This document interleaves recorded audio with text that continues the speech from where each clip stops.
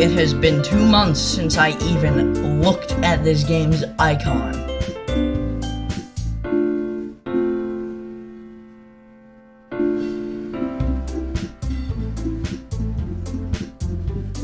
And I swear to God, GQG, if you don't fucking stop nitpicking every little bit.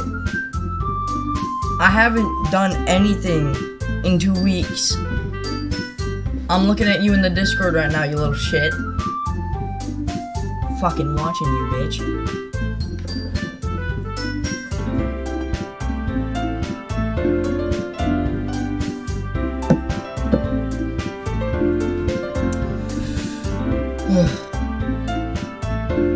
Yes, I'm watching. I can see you. I have DDLC open over my tab that has Discord open. I can see everything you say in general.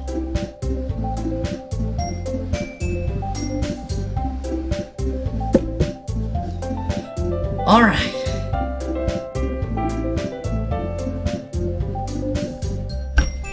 Without further ado, which one was it? Sunday, March 1st. Good lord. Wow, okay, I couldn't have picked a better spot to leave it off, huh? Holy crap. Sorry, did you really write this? Oh. Oh. I legit forgot what was happening.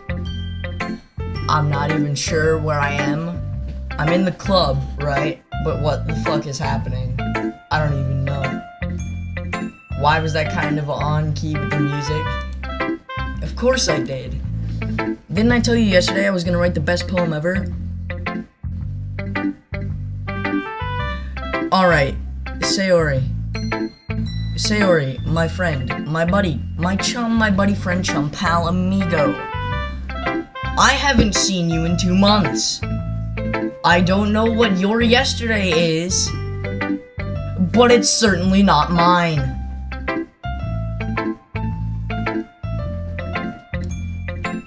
Yeah, but I mean, I didn't expect something like this coming from you. Monica taught me a whole lot. Wow! And I've been really in touch with my feelings recently.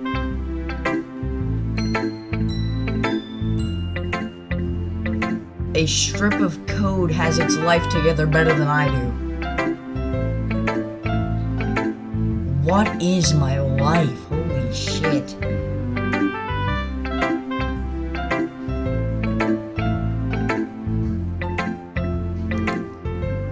I see that. It's almost kind of creepy. Creepy. Well, not exactly. You know, it's kind of hard to make DDLC content because I'm just trying to make jokes out of everything, but this is literally a visual novel. There's not much I can do in the ways of sparking off, being funny. Maybe because I'm so used to be so used to be certainly did not miss fucking botching a normal sentence. Maybe because I'm so used to you being cheerful. I did it! I read a sentence on a screen. Let's go. Pog in the chat.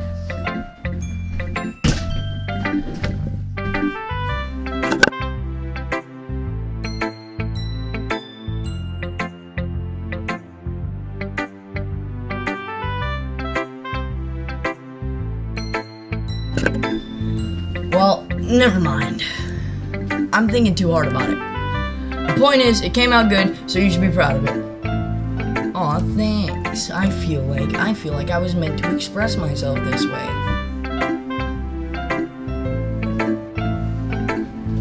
I have questions. It even helps me understand my own feelings a little bit better. Oh, a basic white girl.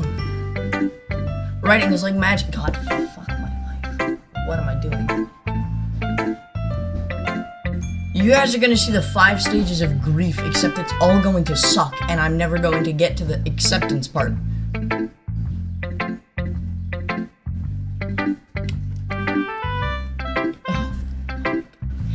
You've gotten pretty passionate about this, huh? I hope you keep it up. I don't want to be here.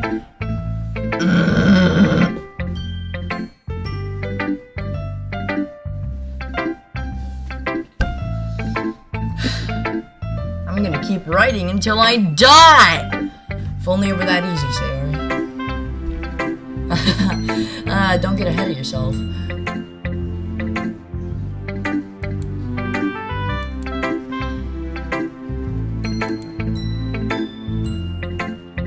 I still have more.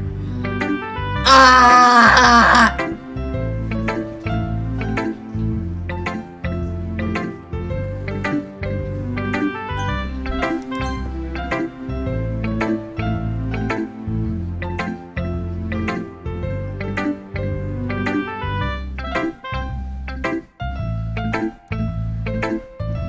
Well, I can admit that it's better than the last one. It's nice to see that you're putting in some effort. That's good. But I still don't like this at all. I don't care. It's trying too hard to be serious. Okay.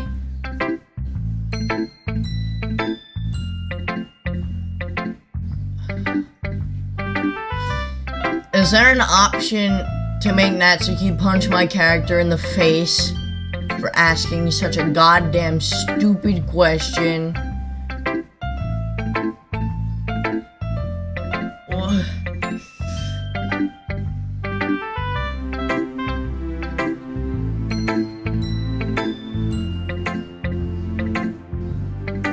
What do you mean by that? Poems don't need to be all deep sounding to express something. Wow! Who could have guessed? It's gonna sound like you're just forcing it, unless you really don't suck at it. Honestly, don't bother trying to write poems like this until you're on Yuri's level. Natsuki stops short all of a sudden. Short. Short.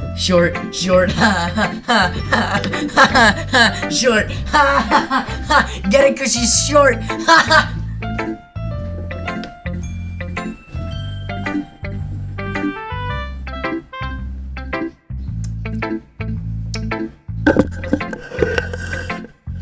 I have achieved peak comedy.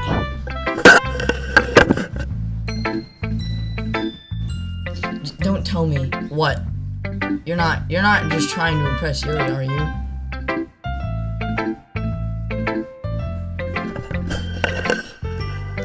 My cover's been blown. What do I do?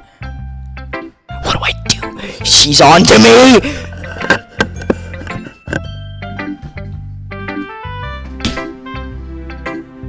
Help! She's figured it out! It's over! I'm screwed!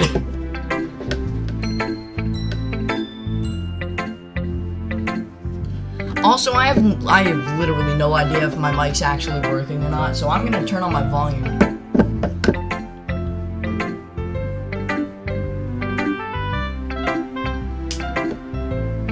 Oh.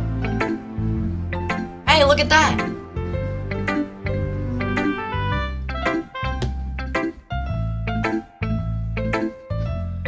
What are you talking about? And keep your voice down.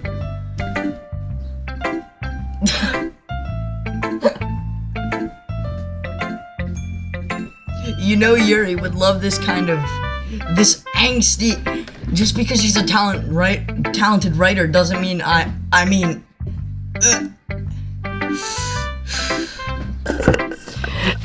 Sound the alarms. Sound the alarms. All of them. Sound them all. All of them. Activate the alarms. Maximum security. Send me to solitary confinement. Get me out of here.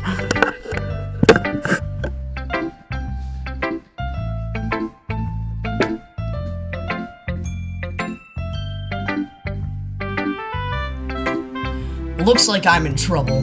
I somehow struck a nerve, though what I did is beyond me. I am so done with you. Natsuki shoves the poem I handed her back over to me, take your stupid poem. If you wrote it for someone else, just don't show it to me. Ouch. This is what I get for letting a younger girl step into my business. Unless I was a mind reader, I was destined to be in a world of pain from the start. At least Natsuki wasn't really the girl I was trying to impress in the first place. Who should I show my poem to next?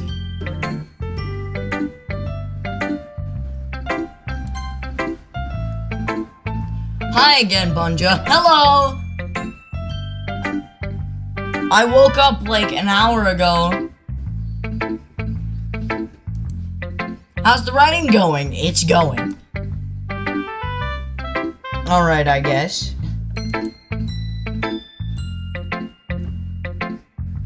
I'll take that. As long as it's not going bad, I'm happy that you're applying yourself. I'm going to get shot.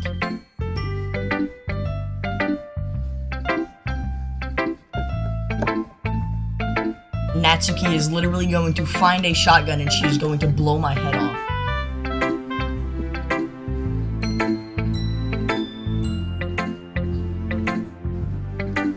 Maybe soon you'll come up with a masterpiece.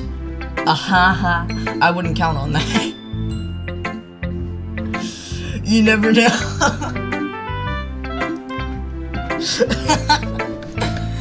Want to share what you wrote for today?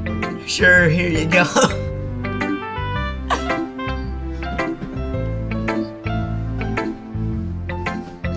I give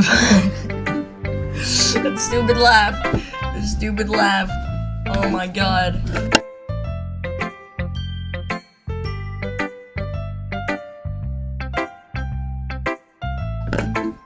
I give my poem to Monica. ...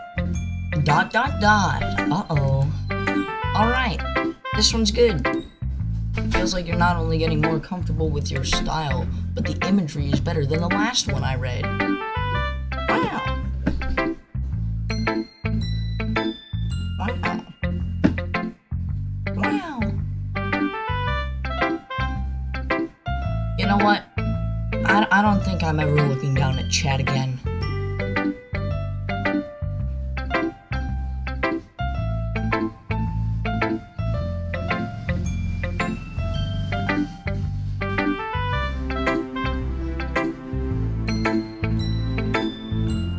Fucking Spribble Gaming.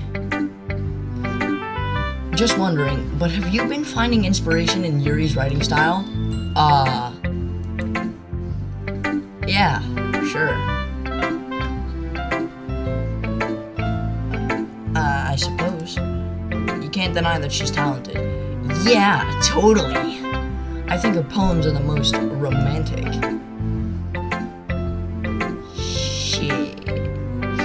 Shit, man.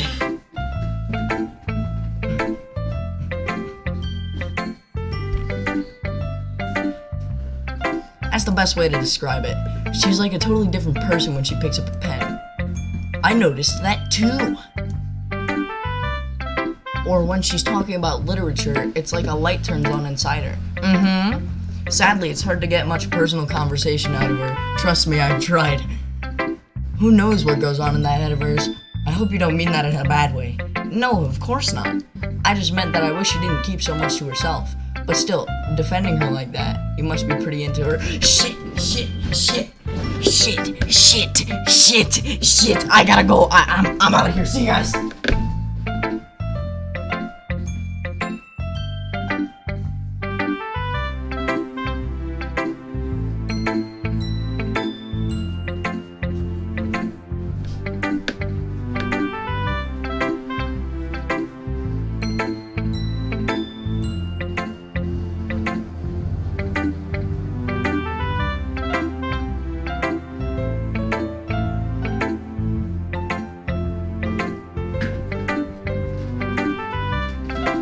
Nani? You completely misunderstood. Calm down. It's just a prank, bro.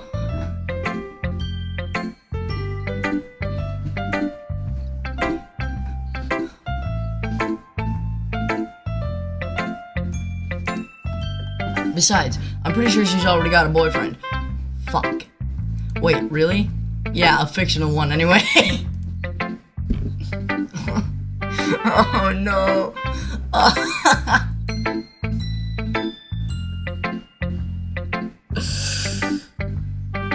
Oh. Oh, that hurts.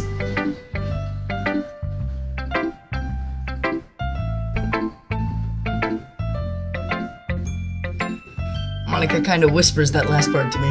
It's just a hunch, but, well, there's not really anything wrong with that. Oh, well, I know. I was just saying. But anyway, fictional boyfriend. Oof.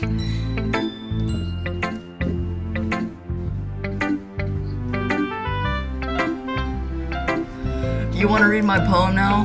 I like the way this one turned out, so I hope you do too. Alright, let's take a look, shallst we? Save me. Oh. Oh shit. Okay.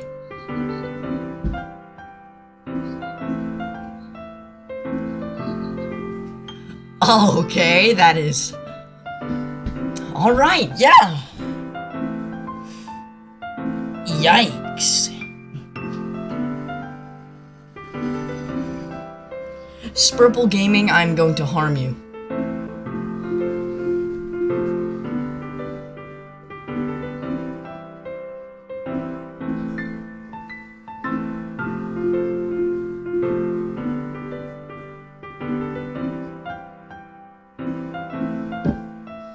The colors, they won't stop. Bright, beautiful colors. Flashing, expanding, piercing. Red, green, blue, and endless cacophony of meaningless noise. The noise, it won't stop. Violent, grating waveforms. Squeaking, screeching, piercing. Sine, cosine, tangent. Like playing a chalkboard on a turntable. Like playing a vinyl on a pizza crust. An endless poem of meaningless. Load me.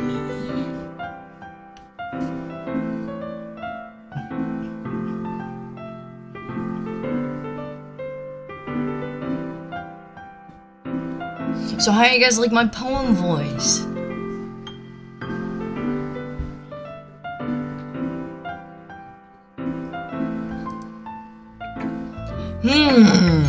It's even more abstract than your last one, huh? I guess it's just the way I write. I'm sorry if you don't like it. No, never said that. It's just a kind of thing I've never really seen before, I guess. Then again, I've also spent my whole entire life watching anime, apparently. I kind of like playing with my space on the paper. Choosing where and how to space your words can totally change the mood of the poem. And how you read it. You know, the way you read it plays a pretty big factor, too. With the voice I used, it was very aggressive.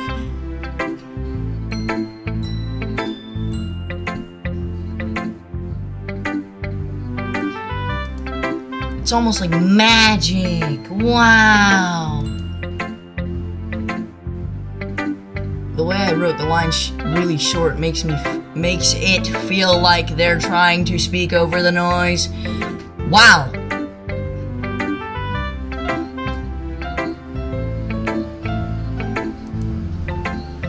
I see. It's still hard for me to tell what it's about, though. Haha. Sometimes asking what a poem is about isn't the right question. A poem can be as abstract as a physical expression of a feeling, or a conversation with the reader.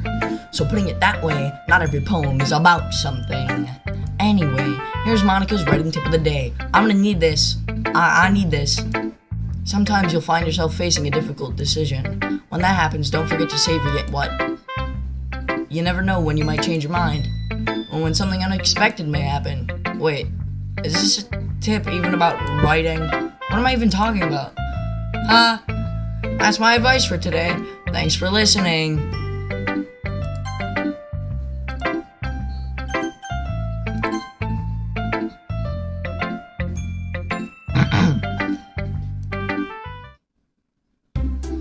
Okay, everyone. We're all done reading each other's poems, right? I have something extra planned today, so if everyone could come sit at the front of the room. This is about the festival. Well, sort of. Ugh. Do we really have to do something for the festival? It's not like we can put together anything good in just a few days. We'll just end up embarrassing ourselves instead of getting any new I can't speak English.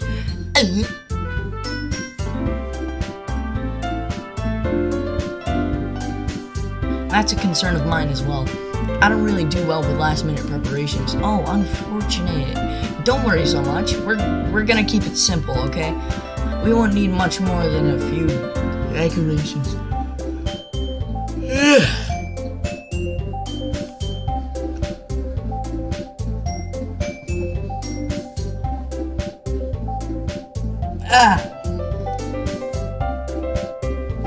Sayori's been working on posters, and I've designed some pamphlets we can give out during the event. Okay, that's cool and all, but that doesn't tell us what we're actually going to be doing for the event. Sorry. I thought you heard about it already. We're going to be performing!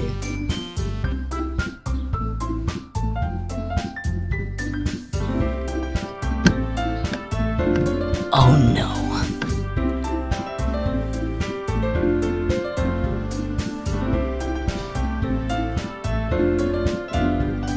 Performing? Monica? Yeah, we're gonna be having a poetry performance. Each of us are gonna choose a poem to recite during the event. But the cool part is, we're also going to let anyone else come up and recite poems too. Sayori's putting it on all the posters in case anyone who wants to prepare ahead of time.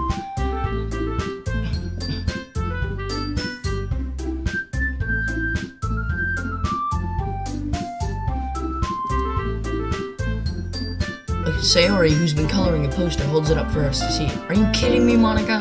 You didn't already start putting those posters up, did you? Well, I did. Do you really think it's that bad of an idea? Well, no. It's not a bad idea, but I didn't sign up for this, you know? There is no way I'm going to be performing in front of a group of people like that. I agree with Natsuki. I could never, in my life, do something like that. Imagining it, Yuri shakes her head in fear. Guys, no, Sayori. I understand where they're coming from. Remember that Natsuki and Yuri have never shared their poems with anyone until just a couple days ago. How many days into the game am I?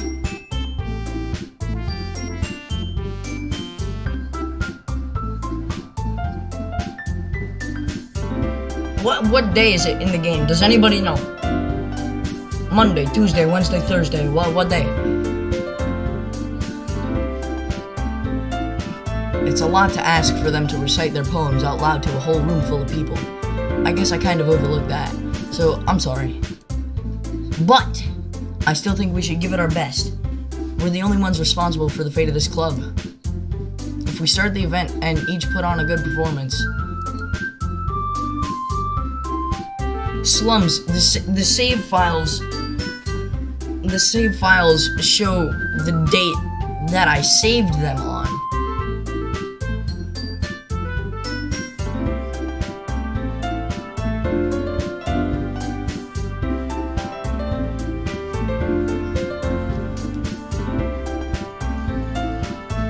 That it will inspire others to do the same. And the more people who perform, the better we'll be able to show everyone what literature is all about. Yay! Yeah! It's about expressing your feelings, being intimate with yourself, finding new horizons. Haha, like Animal Crossing. Get it? Animal Crossing, New Horizons. Funny. And having fun!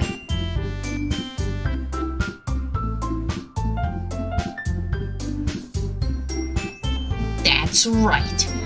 And it's those reasons that we're all in this club today. Don't you want to share that with others? I'm only here because Sayori made me come.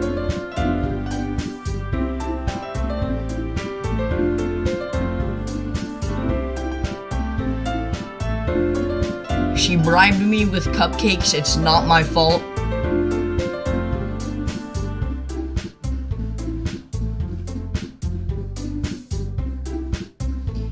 To inspire them to find the same feelings that brought you here in the first place.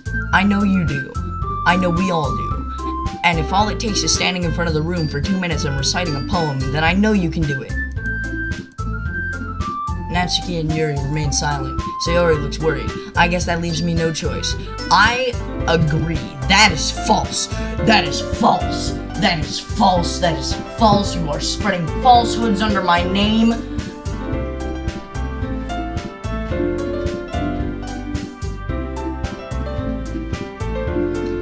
I don't think it's too much to ask. I do think it's too much to ask, actually. I think that Sayori and Monica have been trying really hard to get new members. A little too hard, if you ask me. The least we can do is help them out a little bit. That is the most we can do, actually. Well, maybe, but it looks like Natsuki doesn't have any arguments left. Okay, fine. I guess I'll just have to get it over with. Alright! Phew. Thanks, Natsuki. What about you, Yuri? Yuri dejectedly glances around at everyone else's expense. Sigh. I guess I don't really have a choice. Yay, that's everyone. You're the best, Yuri. This club is seriously going to be the death of me. Me too!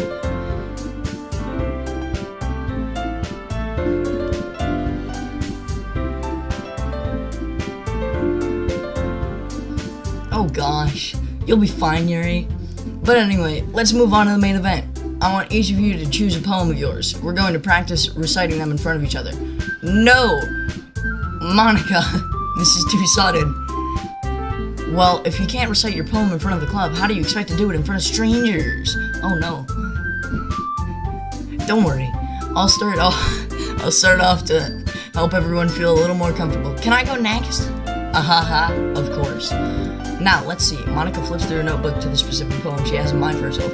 She then stands behind the podium. The title of this poem is The Way They Fly. Ahem.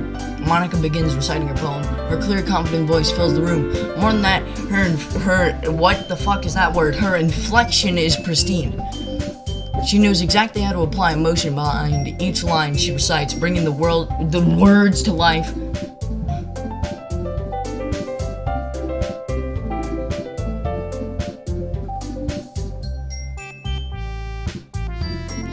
Is this something she's done before, or is she simply natural? I glance around me. Everyone has their eyes on Monica. Sayori looks amazed. Yuri has an intense expression on her face that I don't understand because I'm a simpleton, I am a fool, I am merely a mortal.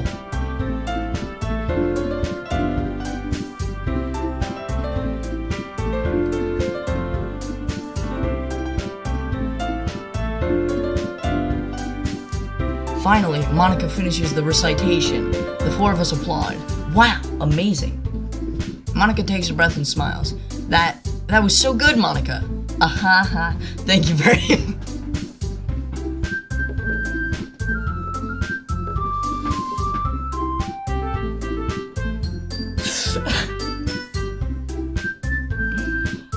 I've been harmed. Yo, what the fuck happened?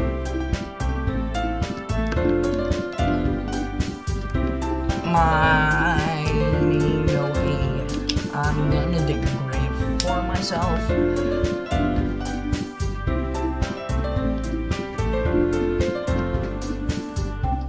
Okay. Ahaha, thank you very much. Kill me. I was just hoping to set a good example. Are you ready to go next, Sayori? I'll go next. Nani?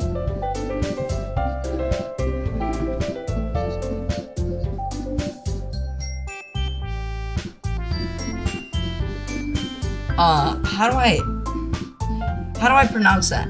How do I pronounce this? What is this? Someone pronounce this for me. How do I say this?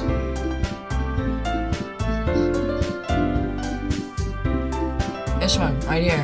How do I say it?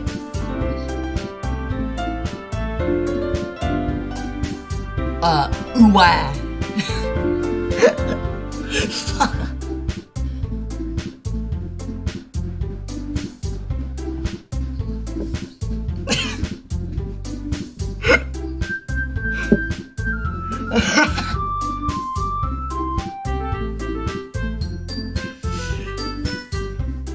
Oh, I gotta say it with passion. Okay.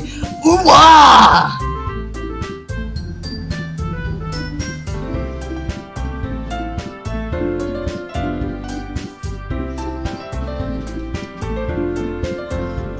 Yuri's fired up all of a sudden.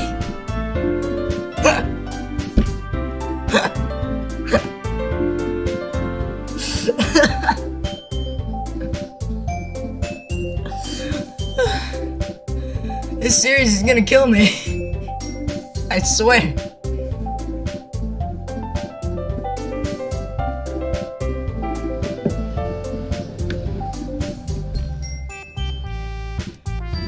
Yuri clutches a sheet of paper between her hands and stands up. Keeping her head down, she walks quickly over to the podium. I'm gonna just... This poem is called Yuri anxiously glances at each of us. You can do it, Yuri. It's called After Image of a Crimson Eye. Jesus fucking Christ. That is edgy as hell.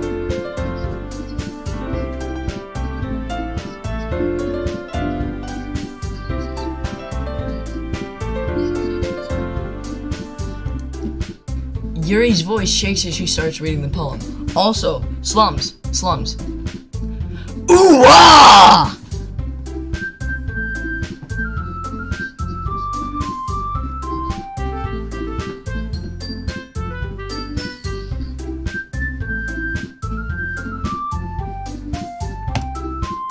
Just a moment ago, she practically refused to do this. Why is she suddenly putting in so much effort?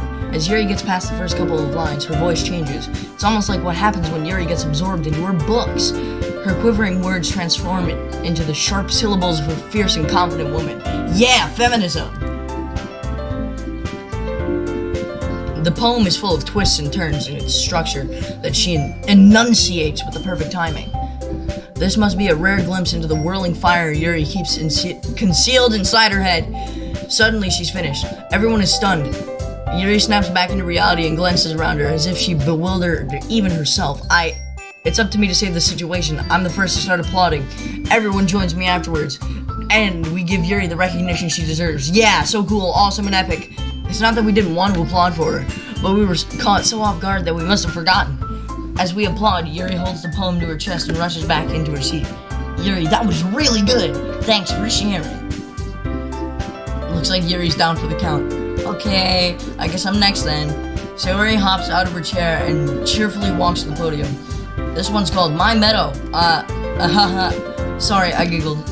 Ehehe. Sayori. It's a lot harder than I thought. How did you guys do it so easily? It's magic. And also plot.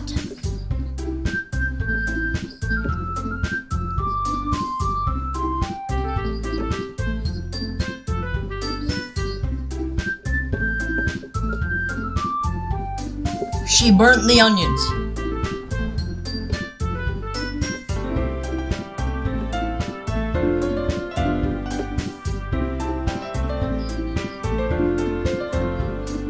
Truly a tragedy.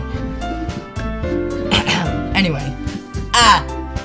Try not to think of it like you're reciting to other people. Imagine you're reciting it to yourself, like in front of a mirror or in your own head.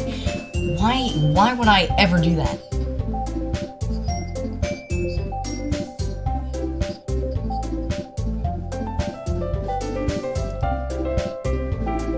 It's your poem, so it'll come out the best that way. I see. Okay then. Sayori begins her poem. Somehow, it feels like her soft voice was made as a perfect match. The poem isn't aimlessly cheery like Sayori is. It's serene and bittersweet. If I were to read this on paper, I probably wouldn't think much of it. But hearing it come from Sayori's voice almost gives it a whole new meaning. Maybe this is what Sayori meant when she said she likes my poems. What? It's like I get to reach more deeply into someone I thought I knew through and through. Sayori finishes and we applaud. I did it! Good job, Sayori. Even Bunja liked it. I guess that's a good sign. What?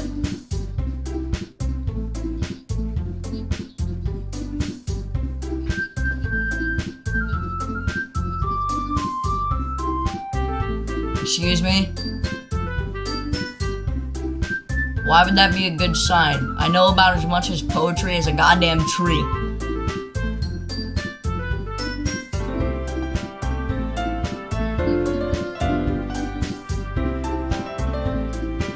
Like literally, I could ask a bird what the fuck a poetry was and get the same response that I would have given myself.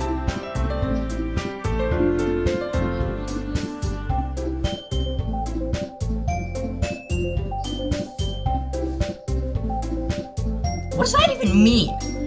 Came out nicely, Sayori. The atmosphere of the poem fits really nicely. Can I please have an answer? But it might be that the other poems wouldn't work quite as well with that kind of delivery. What? I don't understand. In other words, I've seen poems of yours where that sort of gentle delivery wouldn't work as well. They might need a little more force behind them depending on what you're reading. Oh, I know what you mean. That's, well, I've been practicing that kind of thing. It's just embarrassing to do in front of everyone. Where did that come from?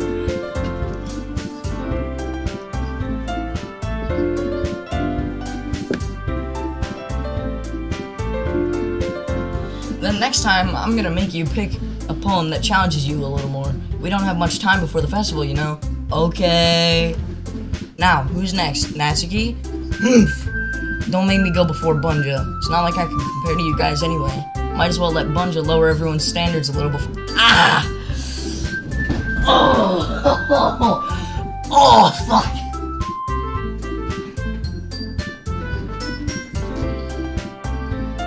Oh, my soul! Oh! Oh, why did that actually hurt?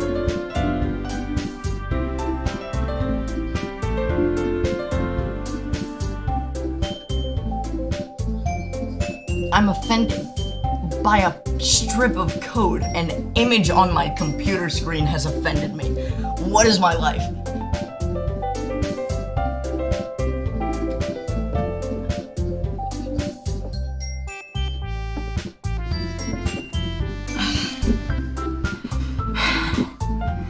Ouch. Natsuki, it's fine, it's not. I'm hurt. I'm offended. This is a joke, by the way.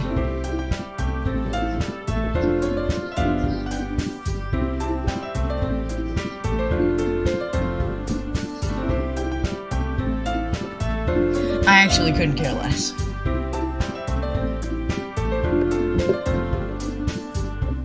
I might as well get it over with. Oh shit, I dropped something. But before I continue on, my mouth is becoming dry, so I must obtain.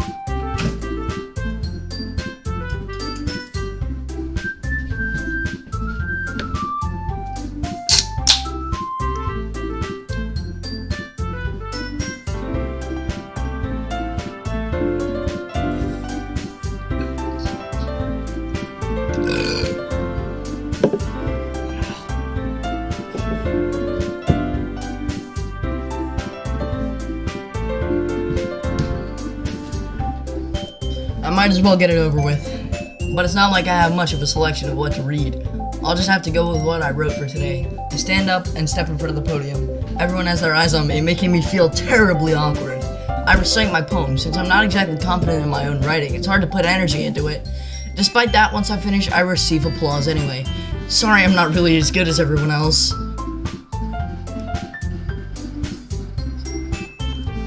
Don't worry about it so much. I feel like I said that twice.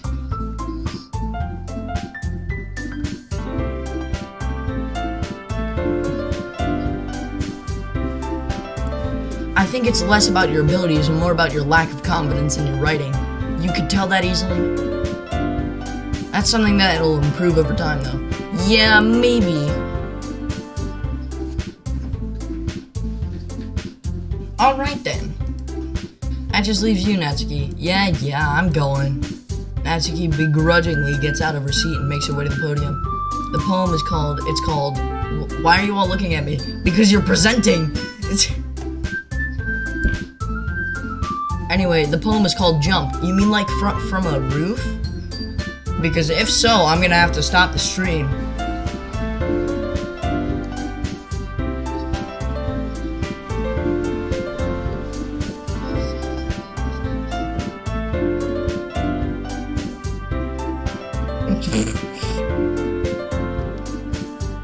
Spurple Gaming says, am I legal now? And is promptly met with a strong no.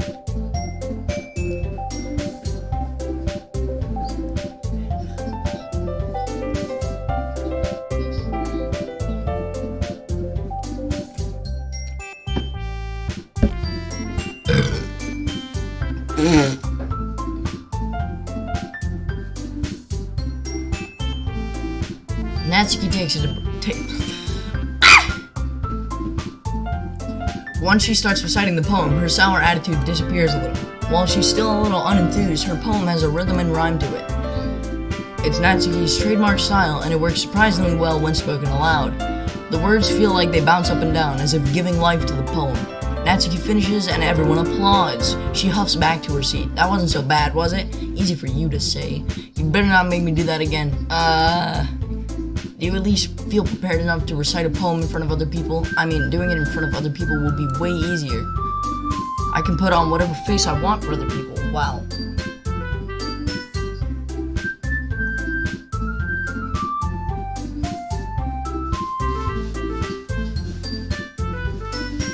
Wow. Okay. Take a step back. Let's take a step back real quick.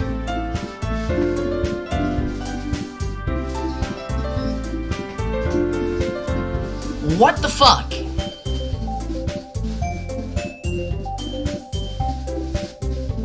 That's not right. You're not supposed to do that. That's not healthy. Don't do that. No. That's not healthy. Don't.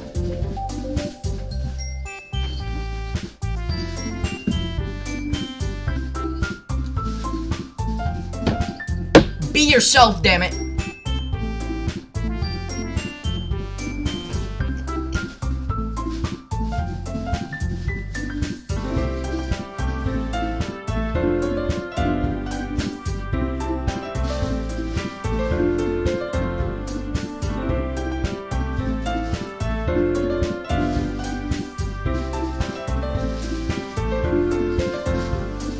Alright, I'm just gonna put a positive message out there.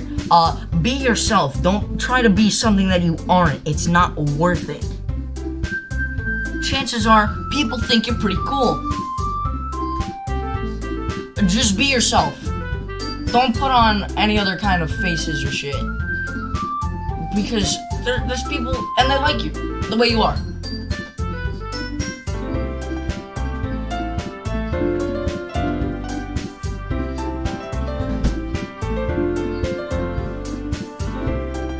Alright, that's enough of that positive message. Back to the scheduled content.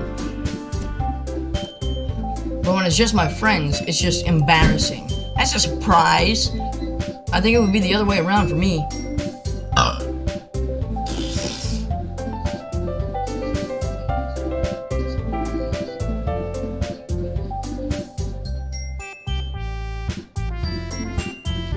Well, that's just how it is, so... Well, I guess in that case, you won't have much to worry about for the festival.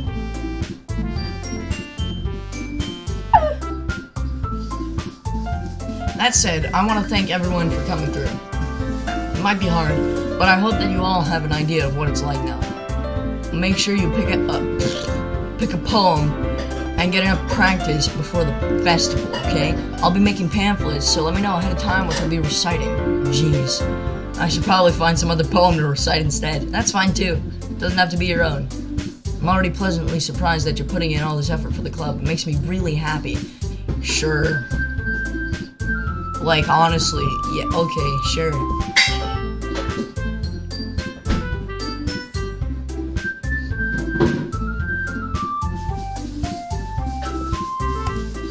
Okay, everyone, I think that's about it for today.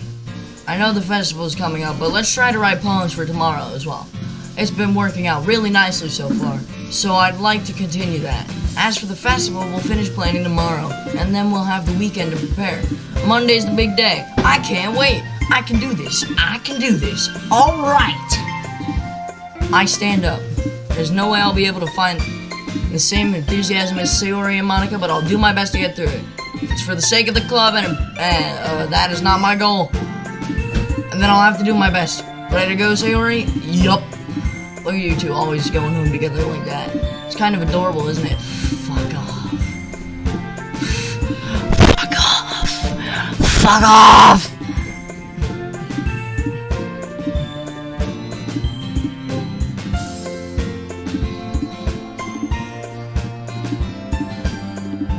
Jeez, guys, don't make such a big deal out of it. It must be a little nice, though. Well, how am I supposed to respond to that? It's okay, Bungie, you don't have to say it. Whatever, I'm out. See ya. I'll walk home with Sayori once more. Even though it's only been a few days, a lot of things have already changed. But today, Sayori is being a little quieter than usual on the way home. Hey, Sayori. Sorry, I was spacing out. No wonder. I was thinking about something from earlier. I like how we get to, I mean, Sayori fumbles with her words. Ha, clown.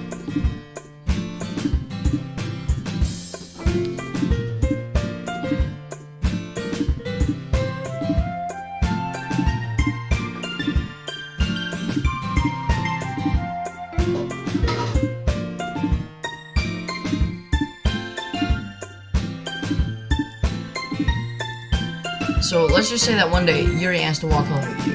Huh? What would you do? What kind of question is that? You're kind of putting me on the spot here.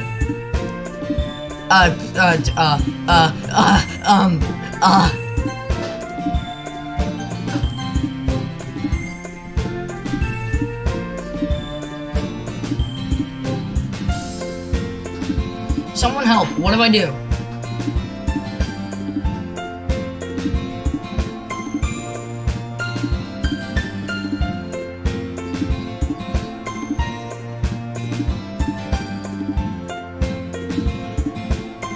This one? Okay. Sayori, you really think I would ditch you for Yuri? What? But she's so beautiful and smart. Not that I disagree or anything, but that's a joke.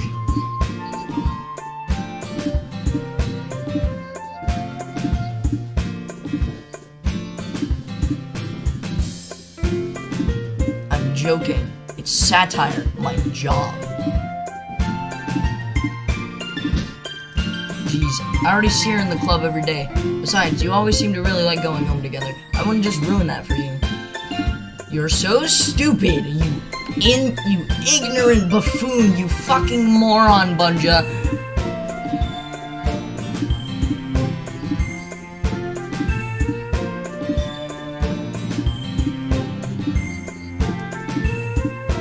You think about me too much sometimes. Yuri would deserve it if she wanted it, so bruh. Sayori, I've already made up my mind. I really can't figure out sometimes. Sorry. Besides, what's the point in speculating something that's never gonna happen? The conversation trails off. It's kind of a weird thing for Sayori to care so much about. But I want to respect her and keep her happy too. Then again, the festival's only a few days away. Who knows what will happen in that time? I'll probably die, get shot, or something. Oh!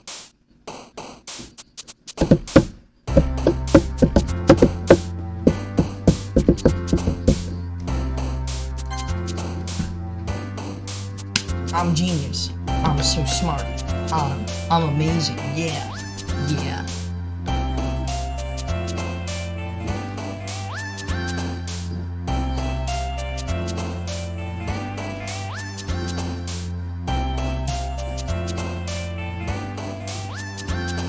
Yes, we are still going to try for that. What word? What word?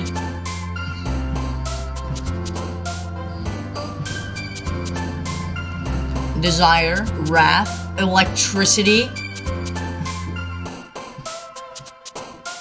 wrath. Big brain Bunja coming through again. Let's go.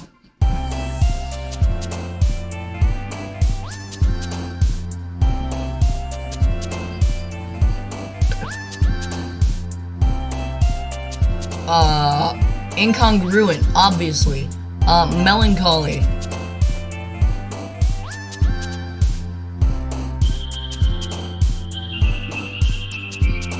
You know, there's some of these that would just that are so blatantly obvious that it's obviously for Natsuki. Like skirt, or twirl, or poof.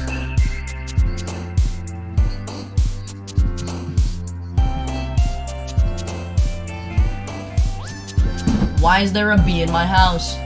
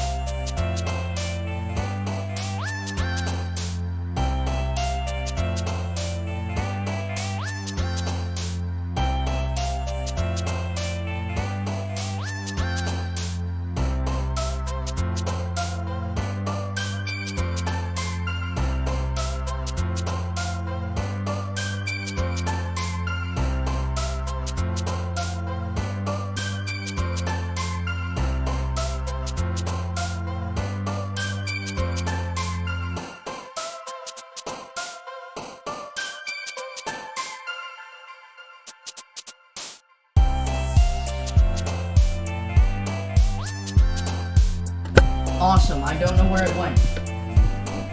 Where are you little shit? Ah! There you are.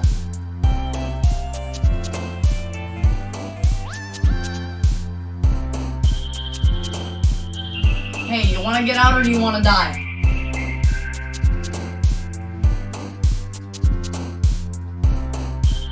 Can you stop ramming your face into the goddamn roof, you fucking imbecile?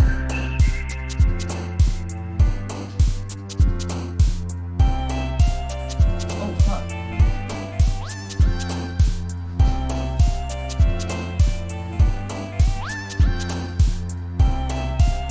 Okay, so this fly swatter apparently does not...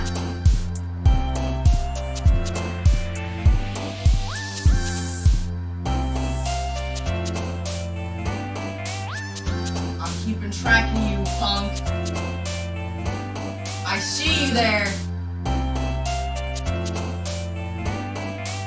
You ain't getting out of my sight, boy.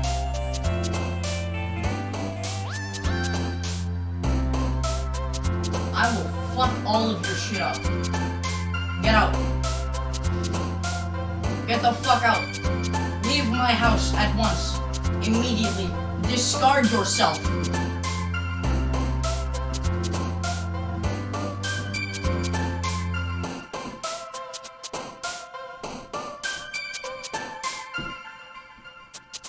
If you don't fucking leave, I'm gonna kill you.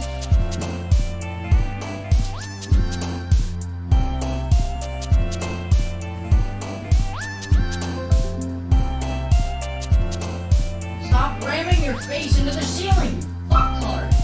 Oh god, what a voice crack that was, huh? Jesus. Add that one to the voice crack counter.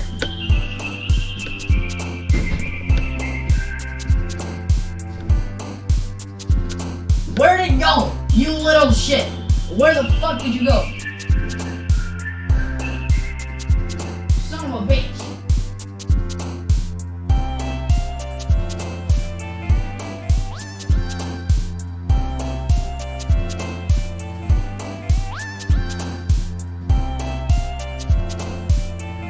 The little fucker.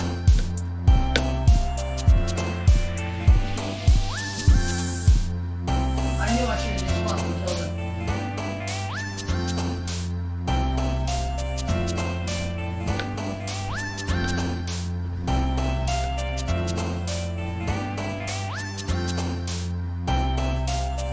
Let's not make fun of Bunja while he's going through puberty. That's not a good idea. That's gonna make me sad.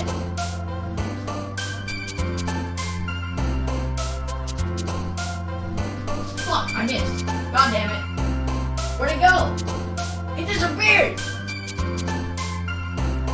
I will now live in fear for the rest of my days.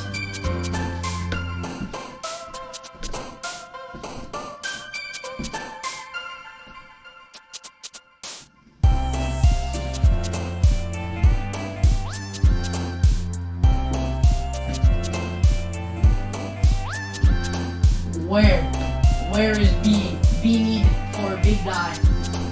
I need to kill it. Where did it go? Where did it go? Fuck! I missed!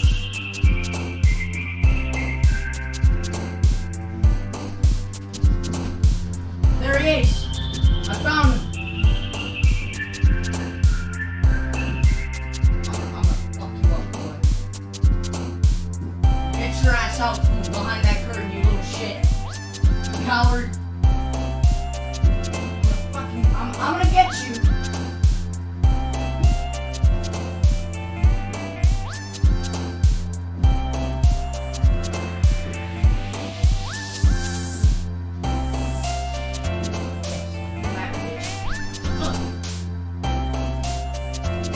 Let's go, fucking on guard, bitch.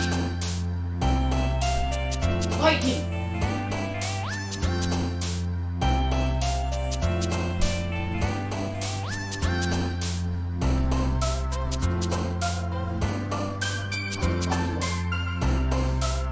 I can't believe I'm fighting a bee in the middle of my DLC stream. What is this? On guard. Come at me, bitch boy.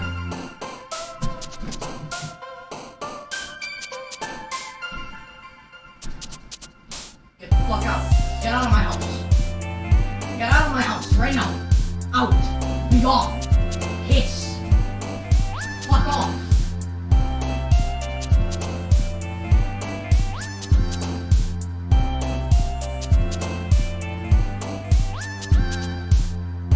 Okay, you little shit. I see how it is. Come on. Come get some. Let's go. Fucking square up.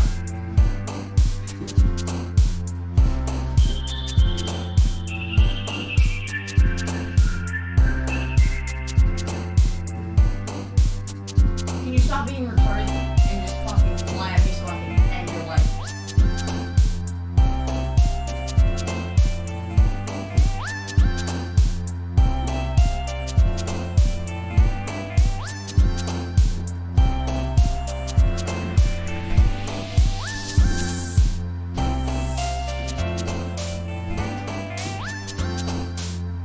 Stop fucking going behind the curtain. Come on. I can't kill you back there.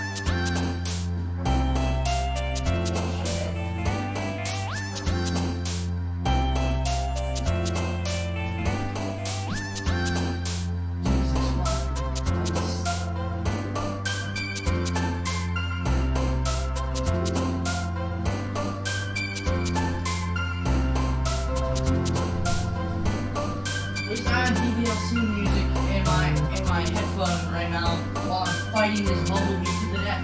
I don't even know if it's actually a bumblebee. Fuck, it might just be a bee that wants to sting me. I don't fucking know. I don't know the anatomy of bee.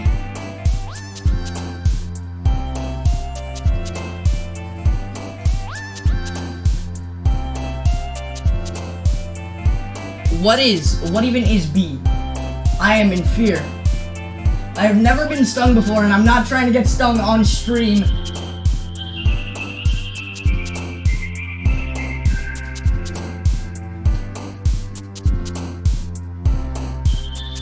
Where did you go, you bastard?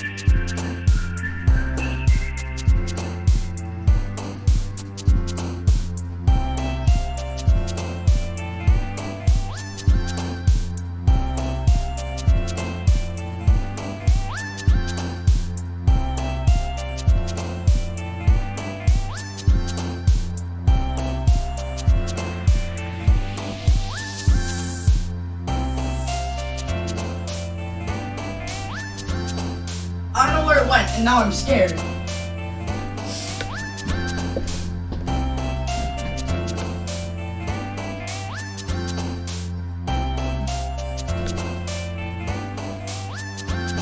You fucking bumble bastard. I'll fuck you up.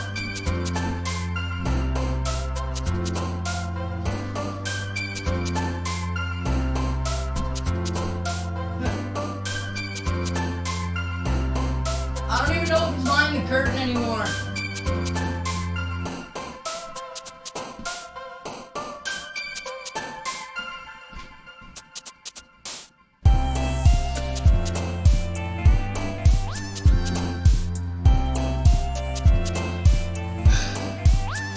I'm gonna throw a pen at the curtain. I'm gonna throw a pen at the curtain. Fucking, ah!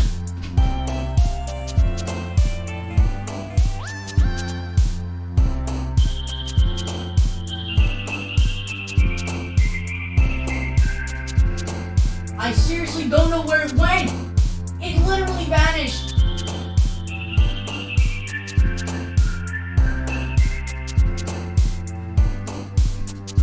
I'm gonna start throwing shit at the curtains.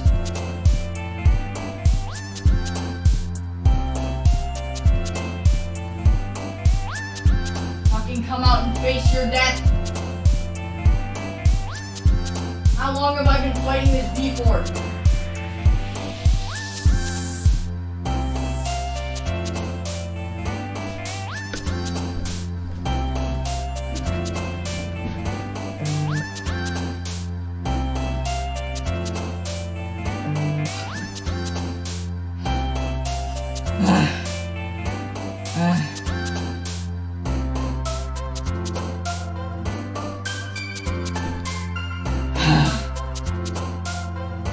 I give up.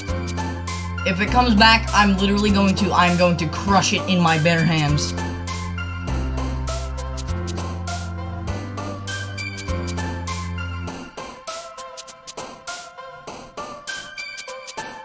Alright, while I was fighting the bee, did anyone figure out what word I'm supposed to use?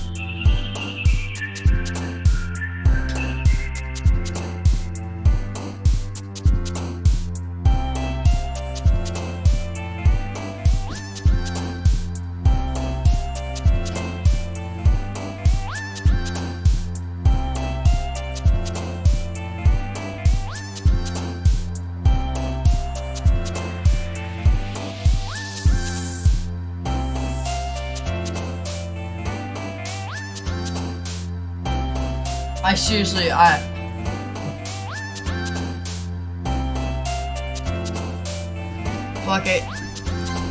Hey, look at that. Alright, so, effulgent, obviously. Unstable.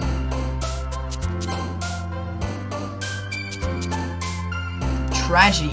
Fuck!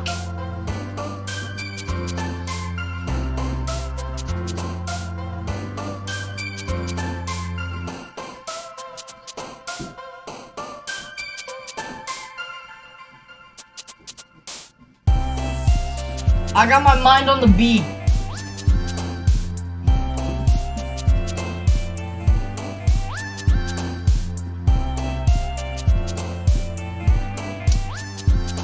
Do I have to say this again?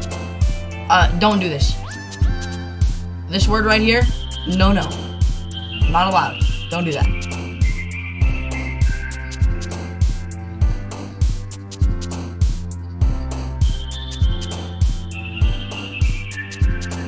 Hey, I wonder if Kitty is for Natsuki or not. I wonder. Maybe Candy.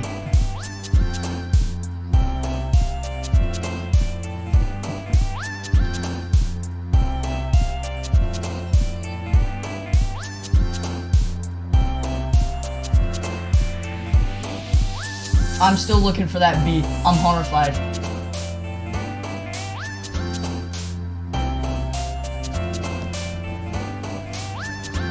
Heartbeat. Son of a bitch! Heaven sent. Unrestrained. After image. Disoriented.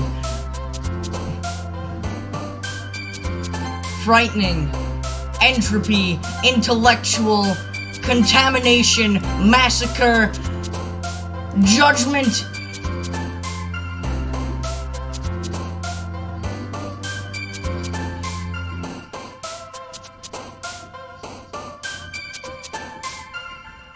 Alright, so apparently I am a professional. Hopeless. Fuck!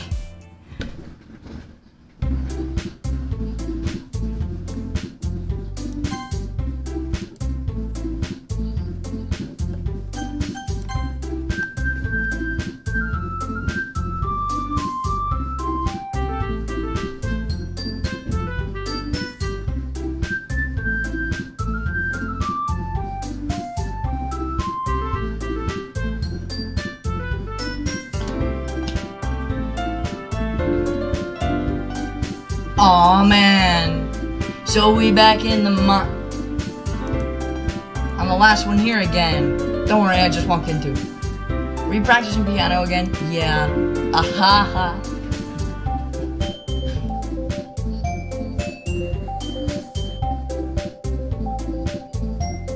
Alright, I can't. I'm looking for the beat. I'm going, I'm gonna do it.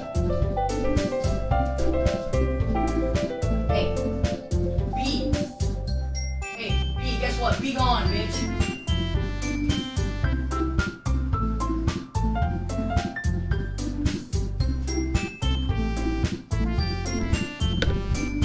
Huh, get it?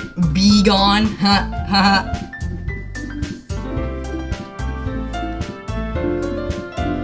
Hey, is that a spoiler in the chat? Is that a spoiler in the chat? Get that shit out of here.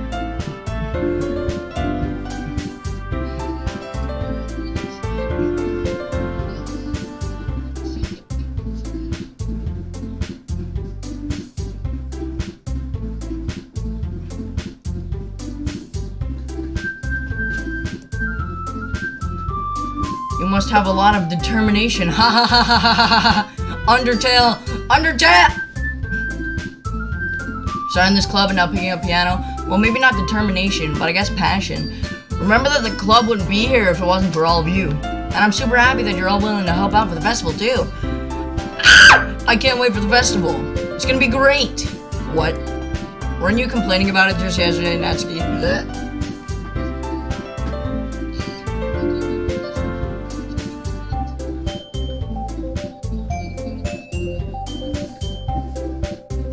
Well, yeah, I'm not talking about our part of the festival, but it's a whole day of school where we get to play and eat all kinds of delicious food. Did somebody say food? I'm in. I am all in.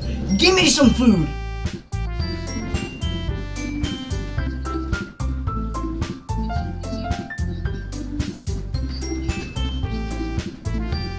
Fuck yeah. You sound a bit like Sayori all of a sudden. Monica, do they usually have fried squid?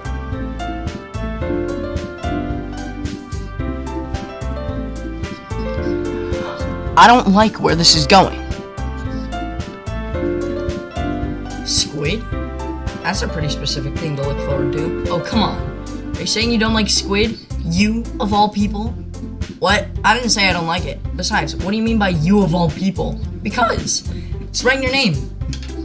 Monica. What? That's not how you say my name at all. Also, that joke makes no sense in translation. What? Never mind.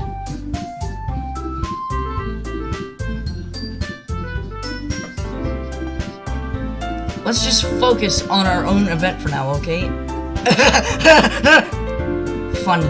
Fine. Your reactions aren't as fun as Yuri's or Sayori's anyway. Excuse me.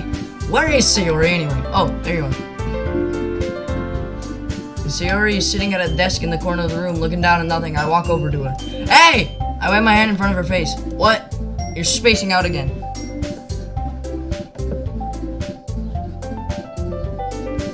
I just activated my Siri on accident. Sorry. Don't mind me. You can go talk to everyone else. What? Why are you? Why?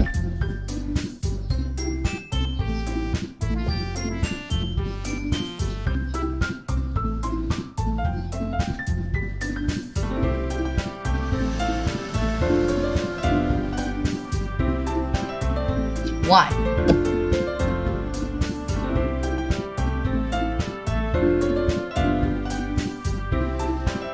Why depresso? Is everything alright? Of course. Why wouldn't it be? It just feels like you're sad. Sorry for assuming things. Jeez, you worry too much about me. I'm fine, see?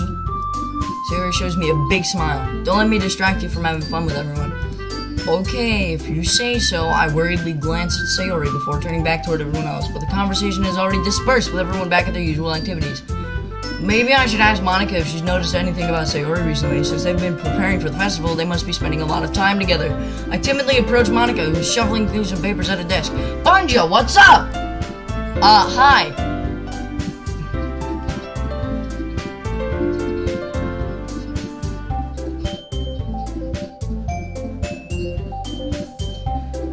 Hey, this might sound a little strange, but have you noticed anything up with Sayori recently? Anything up with her? In what way do you mean? Maybe I'm reading into it a little too much, but she seems a little downcast today. Oh, you say so.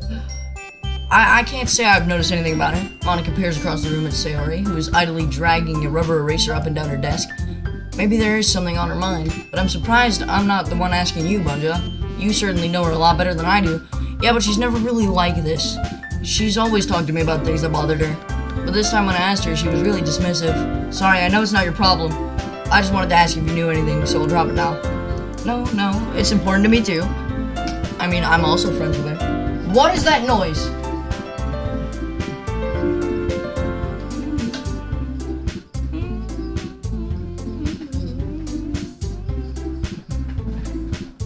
there's a noise in the background, and I want to slap him with this fly swatter that I have here.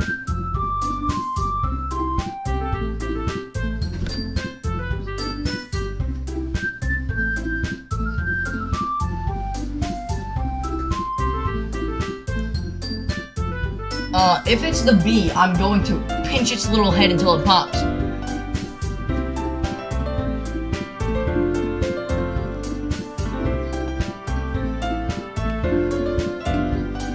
I mean, I'm also friends with her. And I also care about the well-being of my club members, you know? Maybe I'll try talking to her myself. Are you sure about that? She seemed like she wanted to be left alone. Are you sure? Maybe she just has a hard time bringing it up with the person of interest. Person of interest? What do you mean? I'm saying that maybe the thing on her mind is you. Me? How on earth would you come to that conclusion?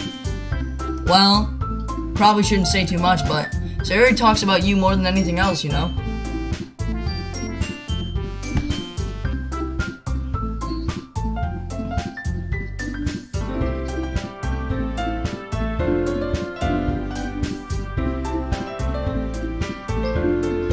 What?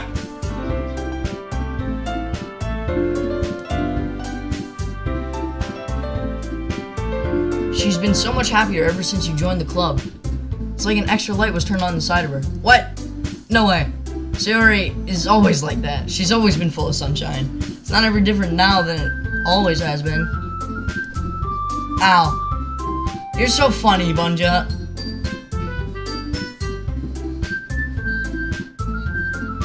Why are you complimenting me? Ah! Have you thought that maybe you've always seen her as so cheerful because that's just how she is when she's around you?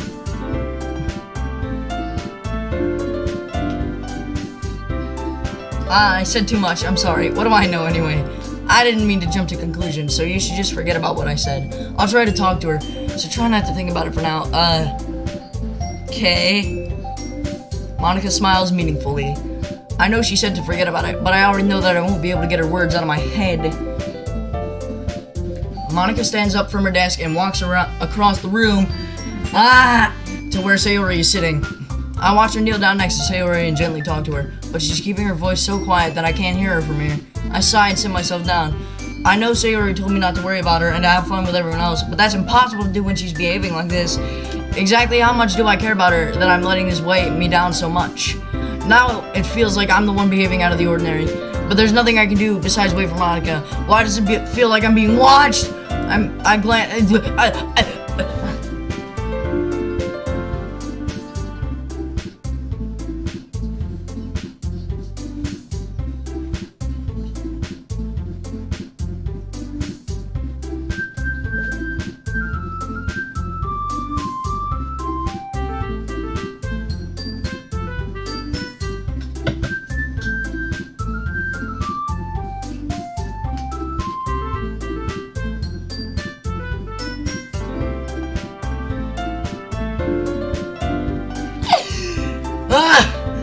Suddenly, I notice Yuri peering at me from over her book, but she looks away just as quickly with a flustered look on her face. I realize that she won't get anywhere like this. I've never really seen Yuri approach anyone or start a conversation on her own accord, so I have no choice but to approach her myself.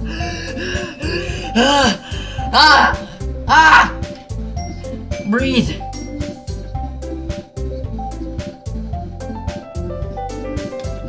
By now, it's a little easier for me to do that. I stand up from my desk and sit in one next to her own. I didn't mean to bother you or anything. Relax, you didn't even do anything. But I could tell that you wanted to be alone with your thoughts. Alone with my thoughts?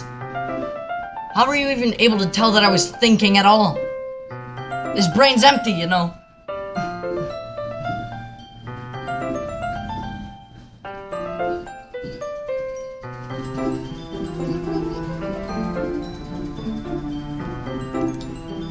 Well, it's something that I do a lot, so it wasn't hard for me to spot based on your posture and expression. Not that I was staring or anything. I didn't do anything creepy like that. Someone put a Lenny face in the chat, please.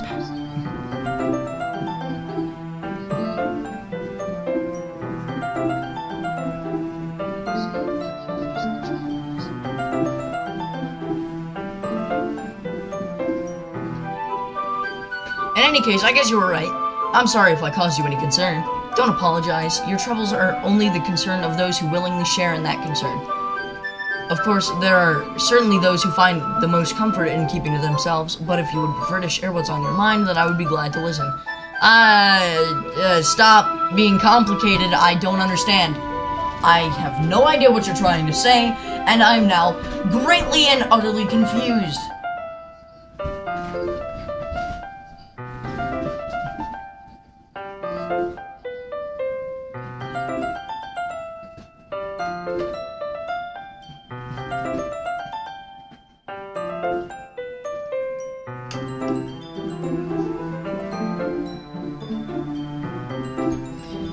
It's really not that big of a deal. I was just feeling a bit uneasy about Sayori. Sayori? Yeah, she seems a little off today, but when I asked her about it, she didn't want to admit it to me. So I can't help but wonder if something happened to her. Oh, that's quite romantic. That's quite what now?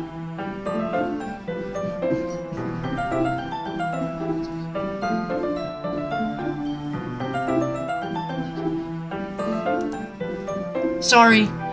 I didn't mean to say something stupid. It's not that, I just didn't want you to misunderstand, Sayori and I have just been friends for a long time, that's all. I see.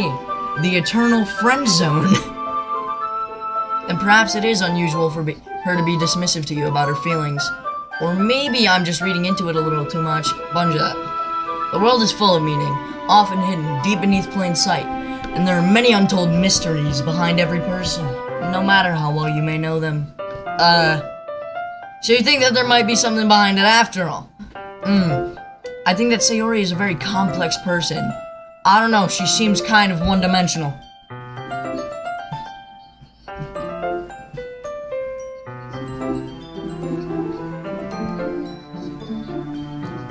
Her mannerisms on the outside don't always match what may be going on inside her head, and she may not always know what she wants.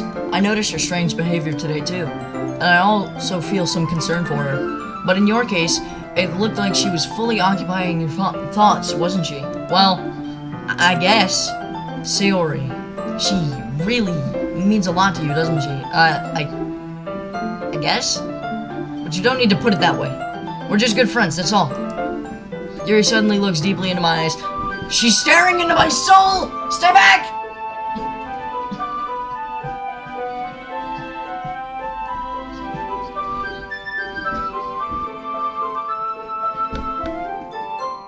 Her expression is gentle and curious, as if she was searching for something. Embarrassed, I avert my gaze. Sometimes, a person's mysteries are untold even to themselves, and you, as someone honest and caring, may uncover feelings you weren't aware were in you. That is, I think that she would be a very fortunate person to have you feel that way about her. What?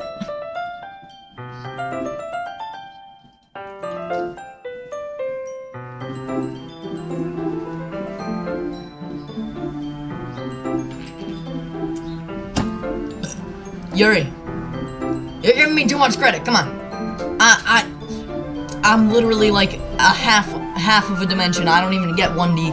I don't even get one dimension.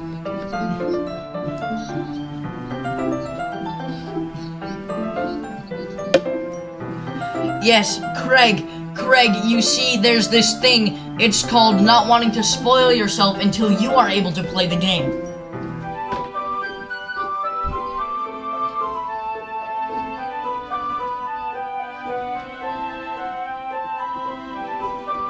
I'm a pretty simple guy, you know. So I think I'm pretty good at understanding my own feelings. I'm not nearly as sophisticated as you. That's not a compliment, is it? It is what it is.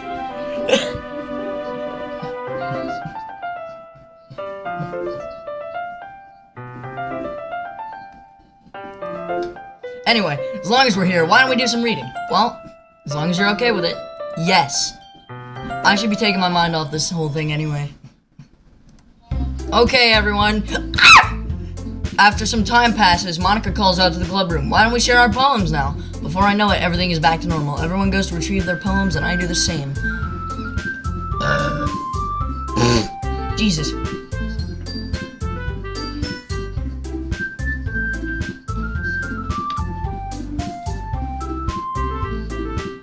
I make eye contact with Monica and she smiles at me. I wonder what she was talking about with Sayori. Hey guys, we're back here again! You find a lead?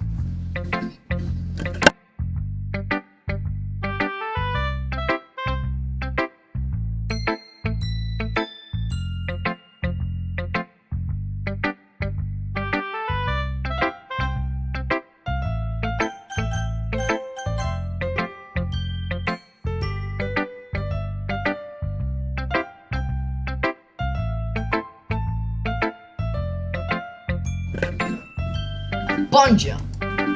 Your writing has only improved in these last few days. Oh, did I skip one? No, I did not. Every poem you've shown me has been nothing short of spectacular. I can really feel the emotions. I'm a little envious, even. I don't think it ever came to me this naturally. That is completely incorrect! I have slapped 20 words on a piece of paper. Several times.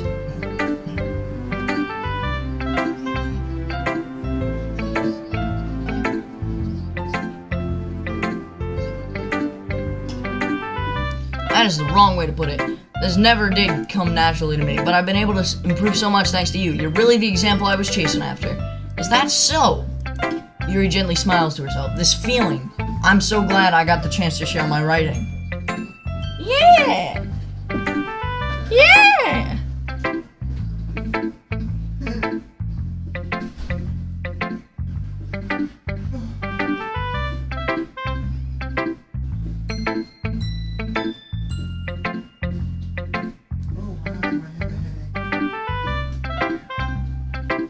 Yes.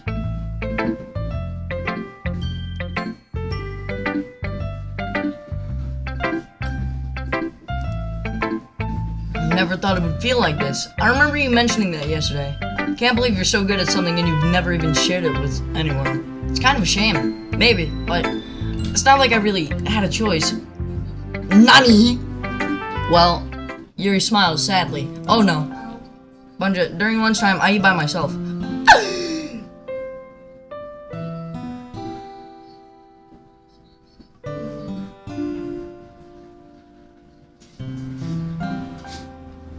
How dare people? How dare they? That's it. I'm gonna slap someone with a flash water. How dare they? How dare they? Disrespect. Disrespectful. How dare they?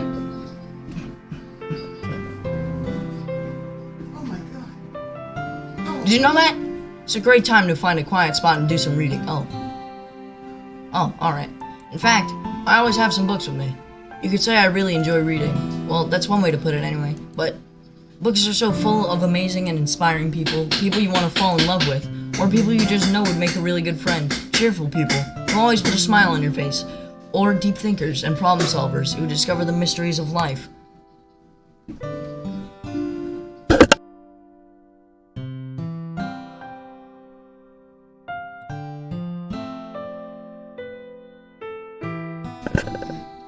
So when you look at it that way, I'm surrounded by friends every day, you know? And those friends don't laugh at me. They don't tease me for spacing out all the time. They don't make fun of my body type. And they don't hate me for acting like a know-it-all. Oh shit, I skipped one.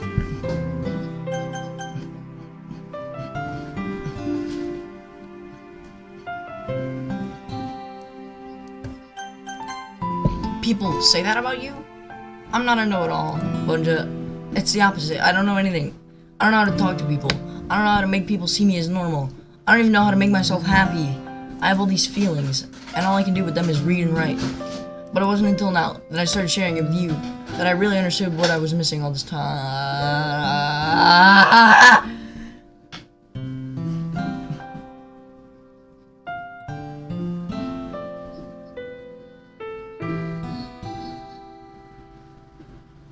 I've literally done nothing. I showed you a poem and you liked it. That was all I did.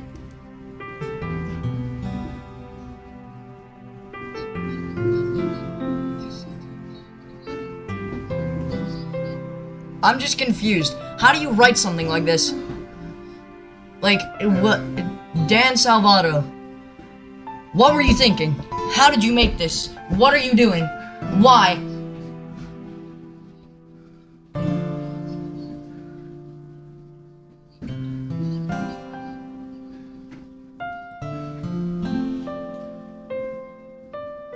Like, this just doesn't make any sense.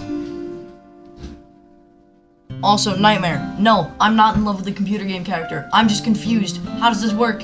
How do you come up with something like this? What?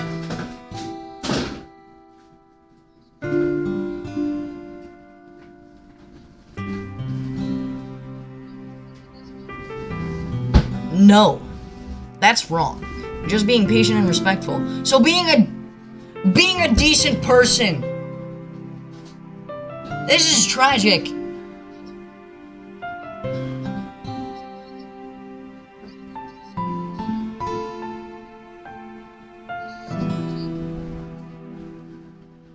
This is a tragedy.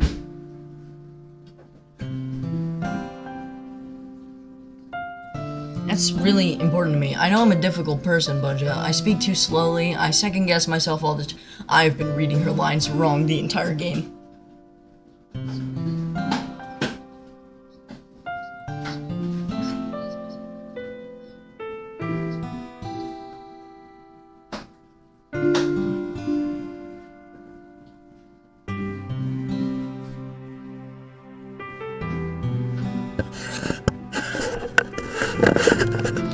I've been reading her lines wrong the whole goddamn game.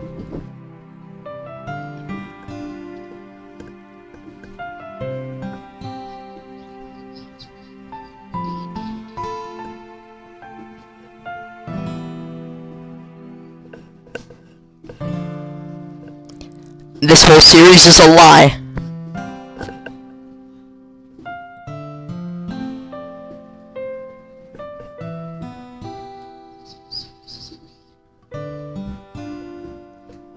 Apparently she speaks slowly. How was I supposed to know that?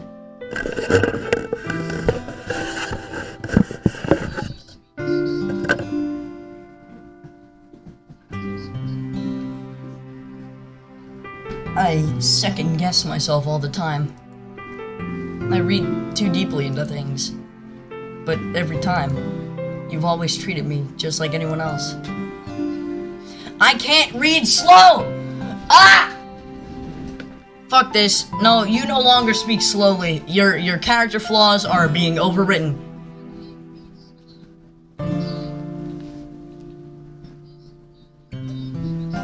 It's so rare that I feel comfortable with myself when I talk to others. But that's why every time I talk to you, I just feel really happy.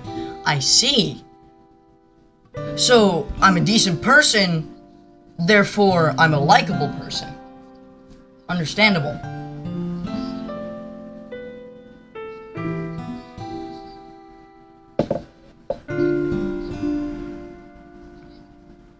Well, I treat you how to deserve.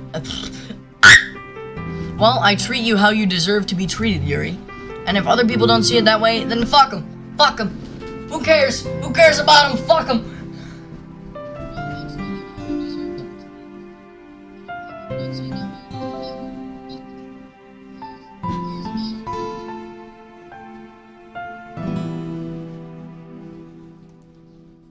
I mean, I joined this club hoping I would make friends. That's not true. That's not true. That is a lie. And I would say I've had at least one success. Wouldn't you? If you put it that way, yeah. We really are friends now, aren't we? Why is your face red? Yuri puts her head in her hands, but this time she's smiling as she does it. Do you want me to show you?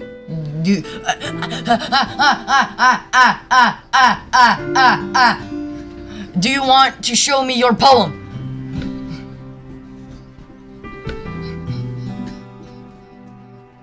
Yeah, I do. Let me get it for you.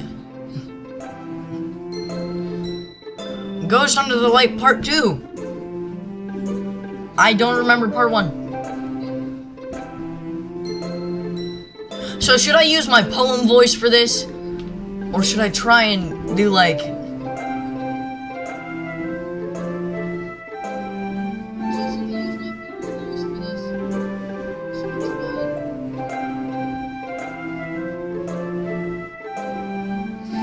God God damn it, Craig. You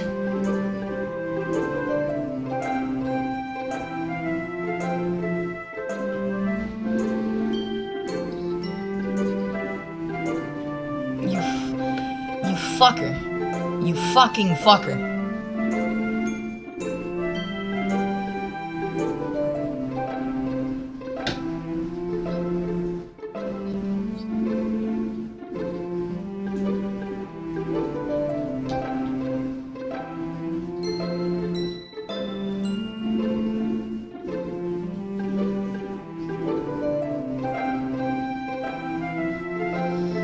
Anyway. Ghost Under the Light Part 2. Batman. That was such a bad voice. The tendrils of my hair illuminate beneath the amber glow. Bathing. In the distance, a blue-green light flickers.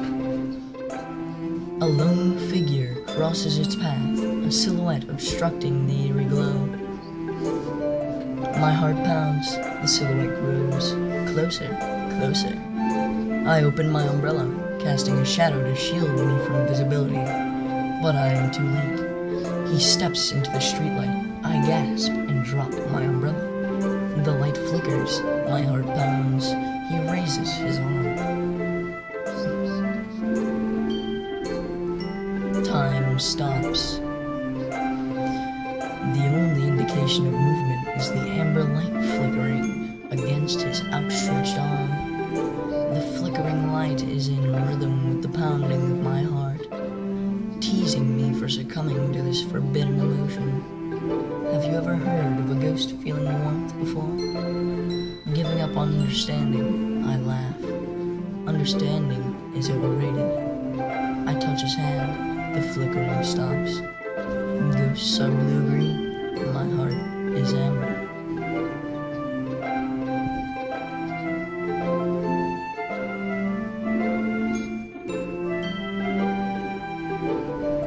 So how about that voice? Give me ratings. Give me ratings. Was it good?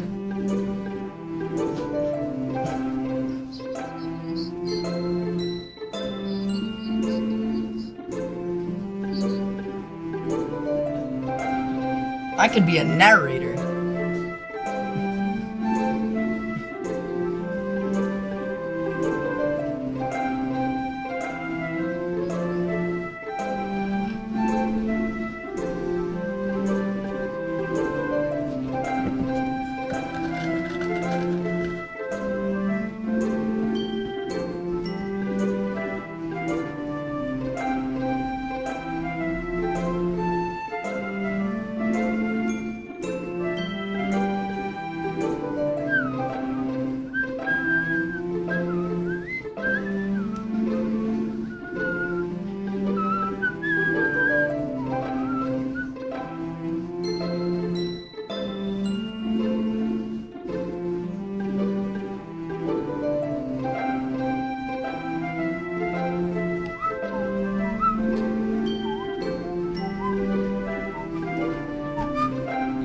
Anyway.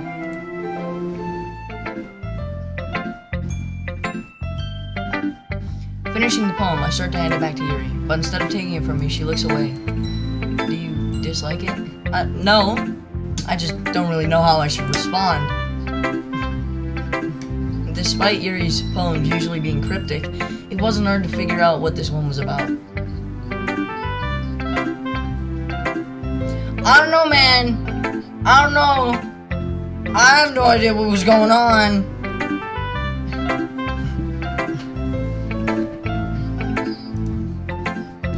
I don't know if I'll be able to explain this one. That's fine, I understand this one. No, I don't! Yuri's having an even harder time speaking than usual. Does this one mean a lot to you? Yuri nods. I'm not really good with words, but I'm happy that you shared it with me, so thanks. And I hope we keep spending time together.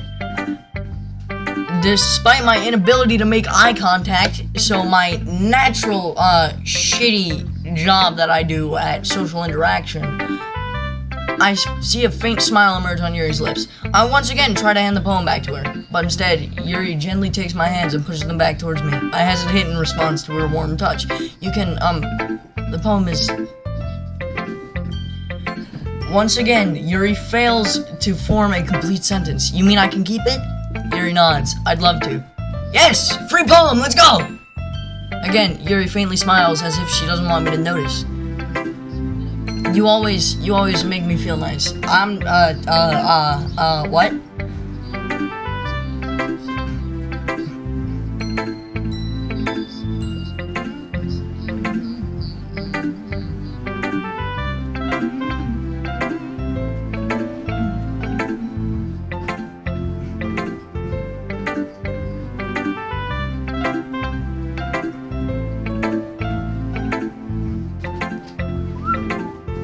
I know I'm not good with people, but I hope that I can return the favor sometimes. Yeah, don't worry about it. I think you do a good job. Yuri finally turns back toward me. I guess we should move on before Monica says something, but I'm sure we can talk again later. Oh shit, I almost dropped my fly swatter. Yeah, I'm sure we will. With that, Yuri timidly smiles at me and I return to my seat so I can put her poem away. Free poem! Pog! Yeah, no thanks. You didn't even... Next!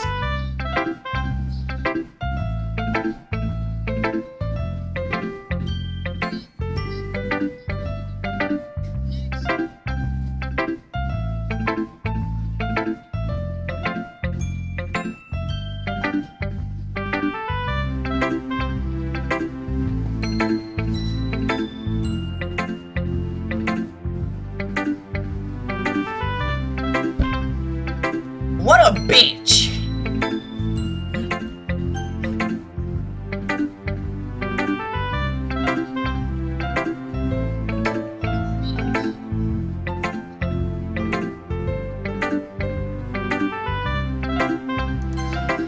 Whatever. It's nice, I guess. Come on, I can already tell you don't like it. Well, you don't need to worry about what I think. After all, you wrote this for someone else, didn't you? Probably Yuri. I didn't write this for anyone specifically. What are you talking about? What? Okay, bye guys. Bye. I'm out. See ya.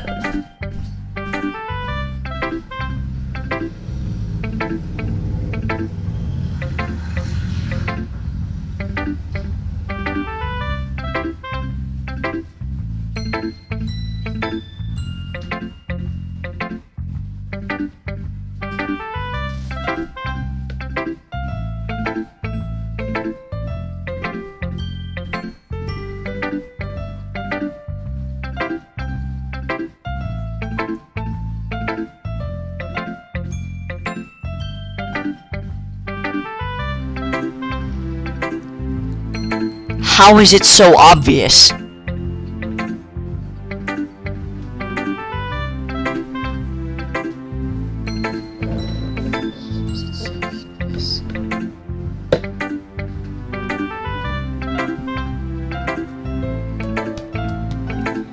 Maybe. That's not really what I meant though. But it's okay. You're making new friends, just like I was hoping. That makes me really happy. And you're happy too, right? In this club? Well, yes. Good. That's all that matters to me. Thanks.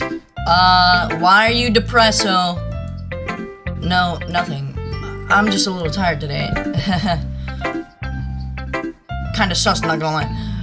Just tell me if you need anything. I will. Don't worry about me, okay? You can go play with everyone else now. Play? Wait, what?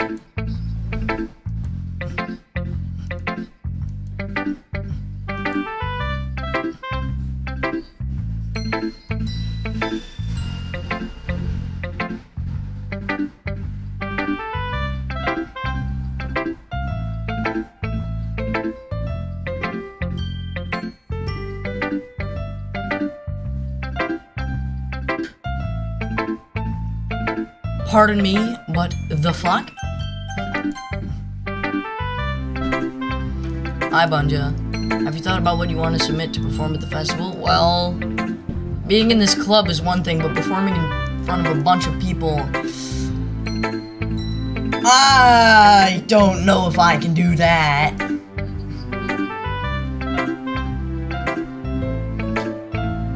Okay, no pressure. But whatever you do, I'm sure it'll turn out great. Thanks. It would also make me happy to see. Haha. Anyway, let's take a look at today's poem. Sure. I let Monica take the poem I'm holding in my hands. Your style's gotten so refined, Bunja. Mari's been teaching you a lot of things, hasn't she? Well, I guess so. Yeah, I've been noticing how much time you spend with her.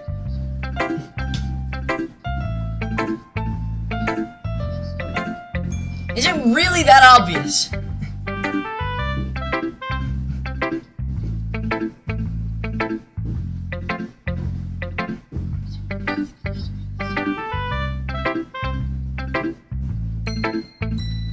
Whatever. I think I've heard her say more words these past couple days than she's talked in the whole year. Not sure how you did it, but that's pretty impressive.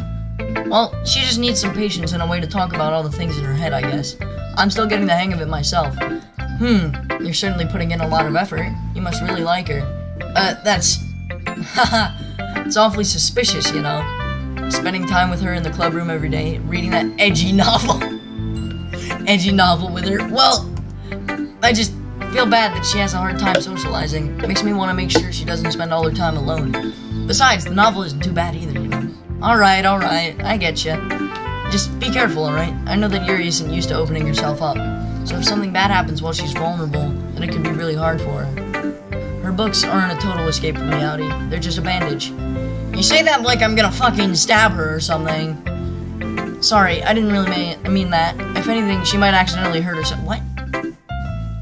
With words.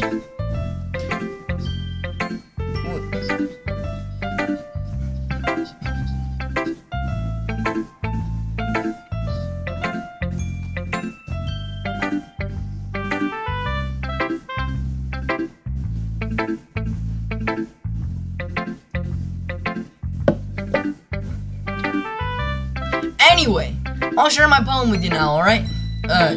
Okay. The Lady Who Knows Everything. An old tale tells of a lady who wanders earth, the lady who knows everything. A beautiful lady who has found every answer, all meaning, all purpose, all that was ever sought. And here I am, a feather, lost adrift in the sky, victim of the currents of the wind. Day after day I search with little hope, knowing legends don't exist. But when all else has failed me, when all others have turned away, the legend is all that remains, the last dim star glimmering in the twilight sky. Until one day, the wind ceases to blow, I fall, and I fall and fall and fall even more, gentle as a feather, a dry quill, expressionless. But a hand catches me between the thumb and forefinger, the hand of a beautiful lady. I look at her eyes and find no end to her gaze. The lady who knows everything knows what I am thinking. Before I can speak, she responds in a hollow voice. I have found every answer, all of which amount to nothing. There is no meaning, there is no purpose, and we seek only the impossible. I am not your legend does not exist. And with a breath, she blows me back afloat, and I pick up a gust of wind.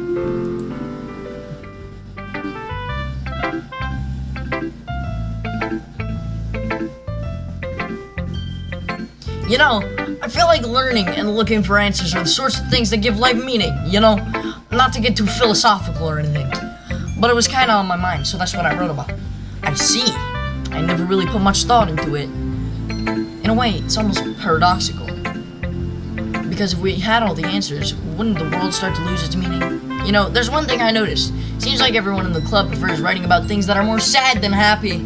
Are you all fucking depressed or something? Because that's not good for anything. I mean, if everything was okay, we wouldn't really have anything to write about, would we? Humans aren't two-dimensional creatures. Are you sure about that? I think you'd know that better than anyone. You mean one-dimensional? Yeah, that. Anyway, here's Monica's writing tip of the day. Are you ever too shy to share your writing because you're afraid it's not that good? It can be really disheartening to get a lukewarm response to something you put so much into. But But if you find other people who enjoy writing, then sharing becomes a lot easier. Because instead of just telling you that your writing is good or okay or bad, they'll want to focus more on everything that went into it and the things you can work on.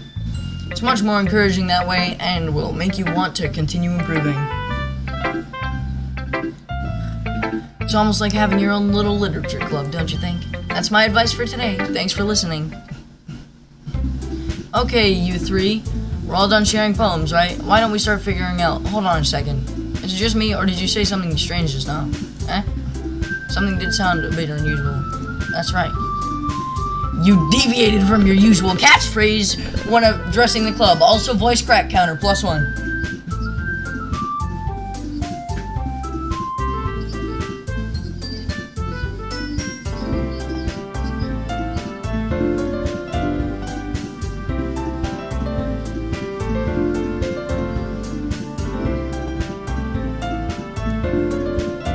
Catchphrase? I don't have a catchphrase. Jeez. Why is the mood so whack today? Look, even Yuri isn't immune to it. Stagnating air is common foreshadowing that something terrible is about to happen. In your books, maybe. Look, the only thing different is that Sayori isn't here. It seems you're right. Sigh. Sayori always helps lighten the mood a little bit, doesn't she? It's almost like everyone's balance is thrown off a little when she's not around. Where the heck did she run off to anyway? I thought she just went to pee. Natsuki, please show some decency. Oh, come on. She actually wasn't feeling too well and went home early. Is that so? I hope she's alright. Seriously? Of all the times to not go home with her, you pick the time she's not feeling well. So much for you two being all lovey-dovey. No! First of all, stop that!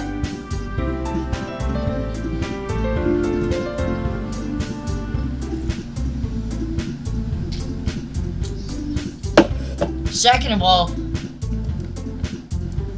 she's kind of been avoiding me today, so I didn't want to force it. Whoa! That curious expression coming from Yuri of all people. Calm down, guys. I talked to her earlier and everything's fine. What did she say? Anyway, son of a bitch!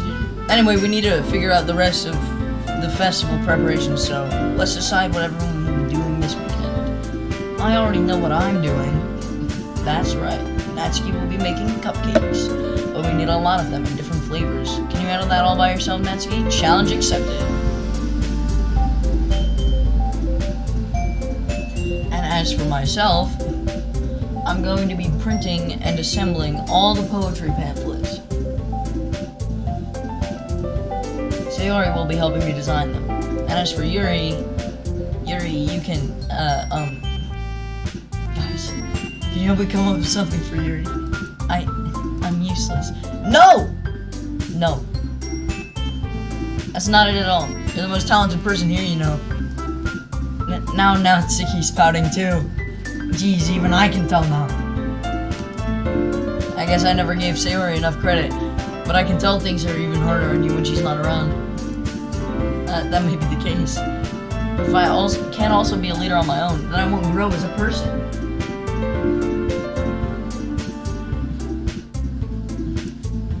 So, Yuri, you have beautiful handwriting, you know? You should make some banners and decorations to help set the atmosphere. Atmosphere? About that. I love atmosphere.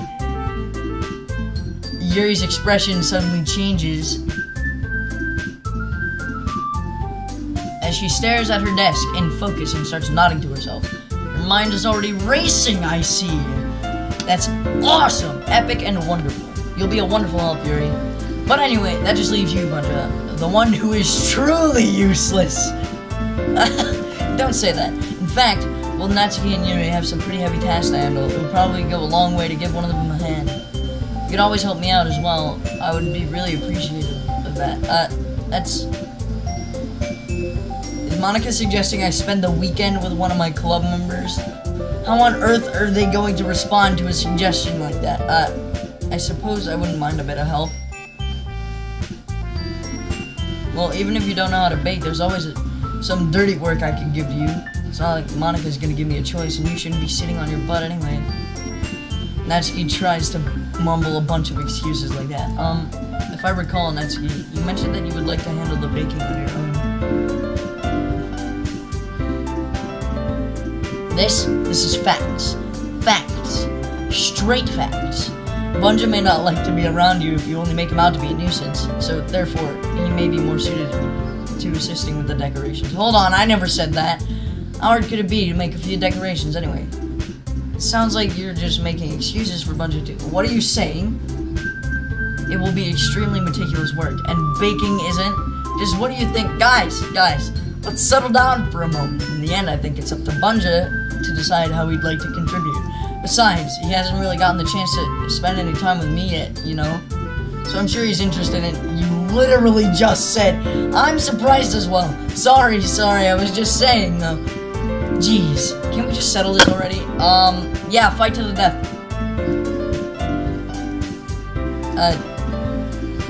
Sure.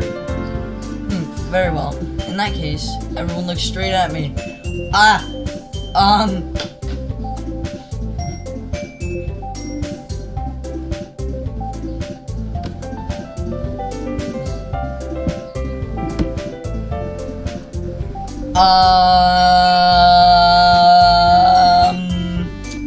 What?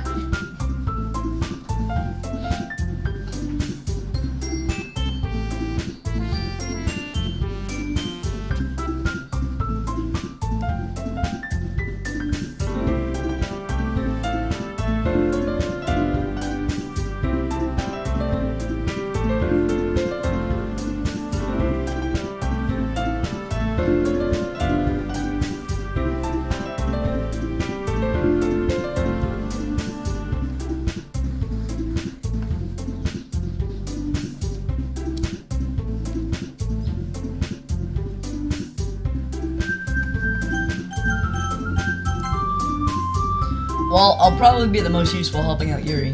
Me? Are you serious? Why would you... Natsuki, I can already tell you're about to say something mean. No, I was just saying, so you'll be helping Yuri then, Bunja? Yeah! It's not like she's the only one who's yet to insult me in some sort of way.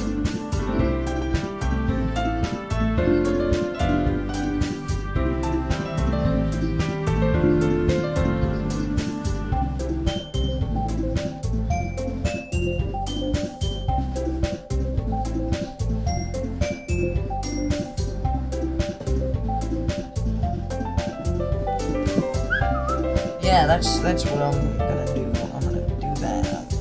I'm gonna do that. Yeah.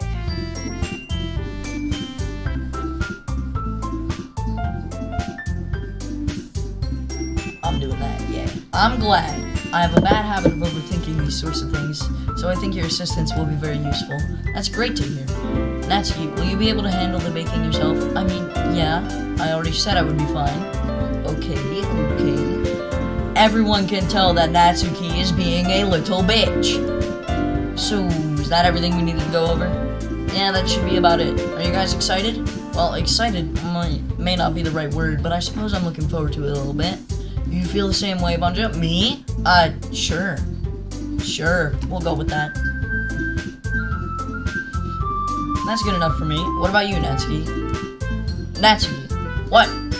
Why is everyone yelling at me? I didn't even do anything. No, that's not what I meant at all. Yuri anxiously glances between everyone in the room. I'm sorry for this. I don't really know why Bunja picked me. And also, your cupcakes are the best cupcakes I've ever had. They go really well with my tea. And nothing that I do for the event will compare to that, so I get it. I'm kind of surprised though. Why? Well, I'm the one acting immature. I already know that. But you're trying to cheer me up all of a sudden. I know I'm not very good at it. I'm sorry if I said something bad. Now, you see, I'm not really that good at reading atmosphere, but it's a little tense in here, you know.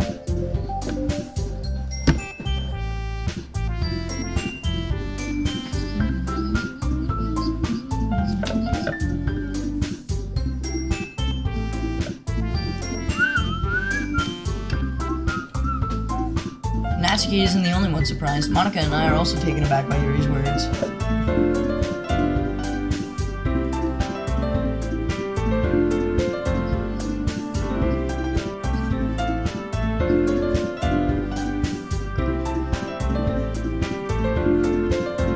But she already has trouble with words. Trying to cheer someone up must be far out of her own comfort zone. But I begin to understand. Yuri was trying to sound like Sayori. Even if it didn't work perfectly, I can tell that she tried to say something Sayori would say at a time like this. Because Sayori always helps everyone smile and feel good about themselves. No, I kinda appreciated it. I'm sorry for making a big deal out of nothing, but I'm going to say this. You better bet that my cupcakes are gonna be the best part of the whole event. I believe you. Yeah! Yeah! Wow! I hope to see everyone do their best.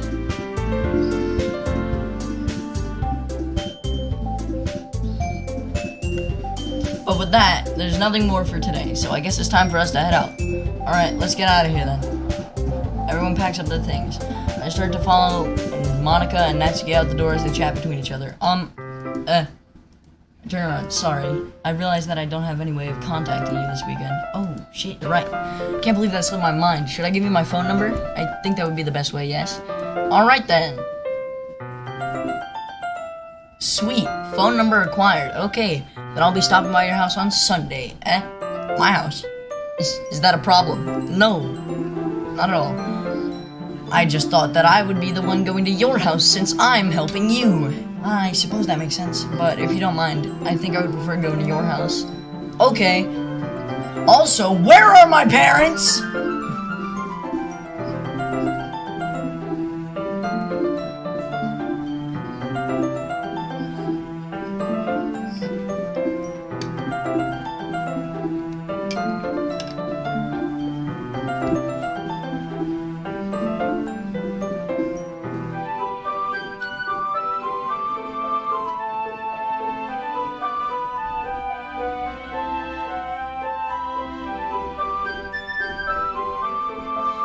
This is bullying. Y'all are bullying me right now in the chat. You're bullies.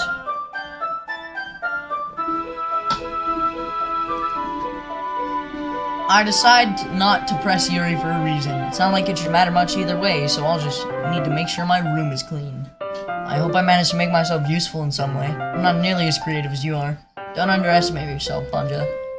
I mean, you make some of the shittiest jokes I've ever seen, and that's pretty creative.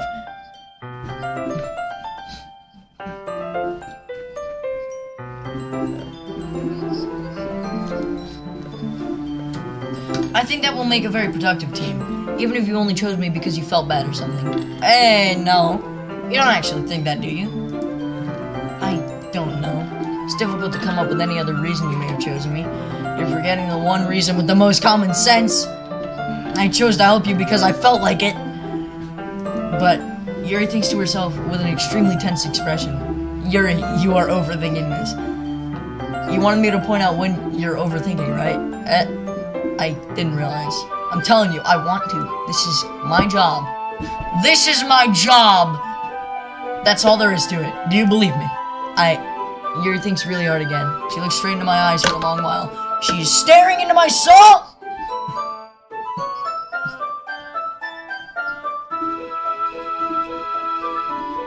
I believe you. As if it took her tremendous effort, Yuri finally says that and relaxes her expression, and I'm really looking forward to Sunday. Yeah, I am too. Let's make these decorations. After that exchange, I make my way out the door and Yuri follows. I can't believe this. Yuri is going to be coming to my house on Sunday. My anxiety shoots through the roof. Even though I've gotten pretty used to handling her. Hold the fuck up! Hold on a second, what the hell?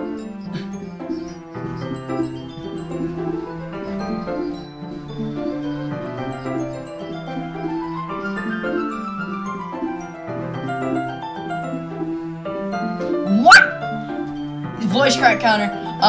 What the fuck? What kind of line?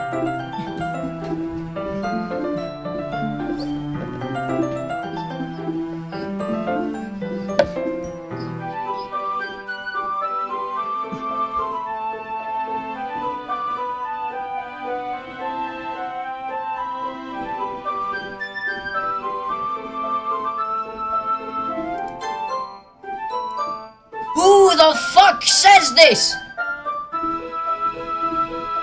This is not okay!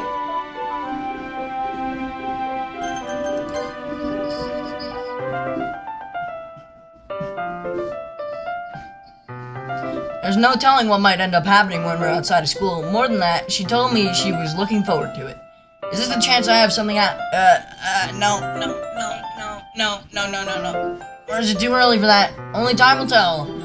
But until then, I won't be able to take my mind off it. I seriously can't wait. I am... It's already Sunday. What?!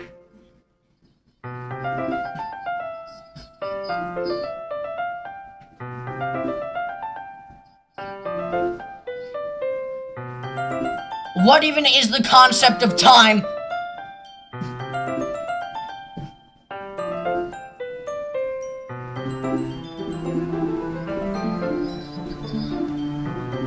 I've been getting increasingly anxious about Yuri's upcoming visit. I keep telling myself there's no reason to be nervous, but it doesn't help much. Yuri's clearly an introvert and also an intimate person in general. There's no doubt that she'll open up a little bit when it's just the two of us. Meanwhile, we've been texting occasionally. She was extremely apprehensive at first, but it wasn't long before I was already learning more about her. Putting Yuri aside, I haven't heard a thing from Sayori since she left the club early the other day. Oh, fuck!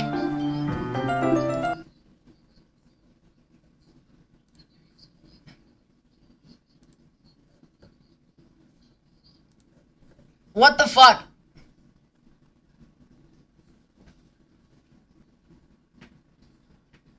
Bruh.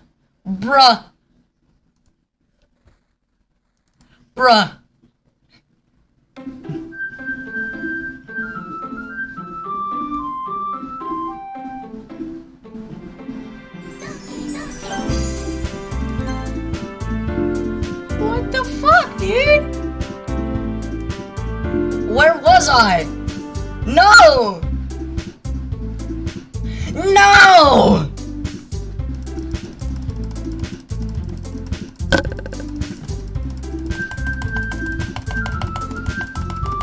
Oh my god, dude.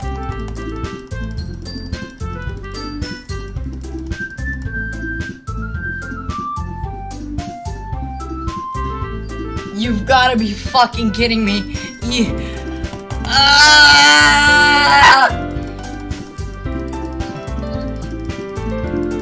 Fuck this. We're taking a break. Right now. I'm saving right there. I'm downloading an auto clicker.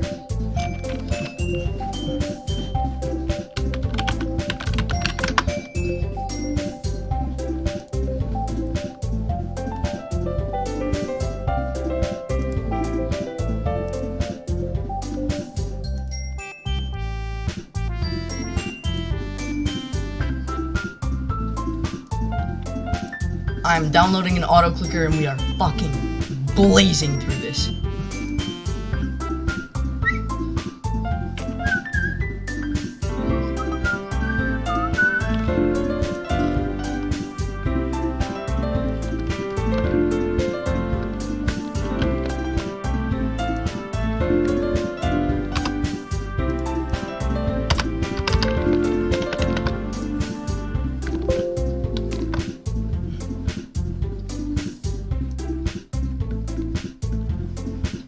Alright, here's the thing. Okay.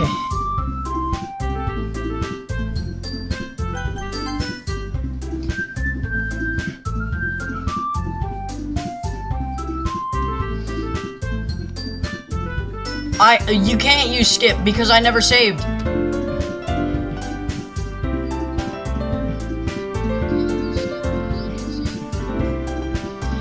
Auto clicker time.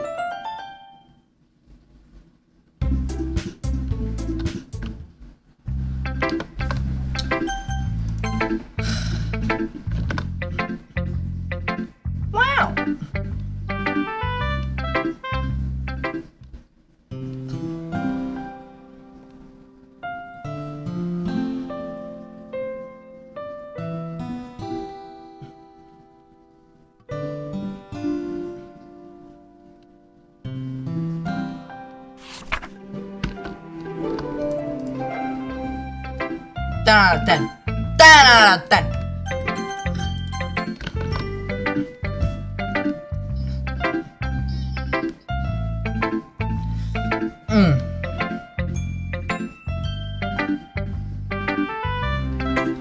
Okay, Monica, do me a favor, get out of my chat.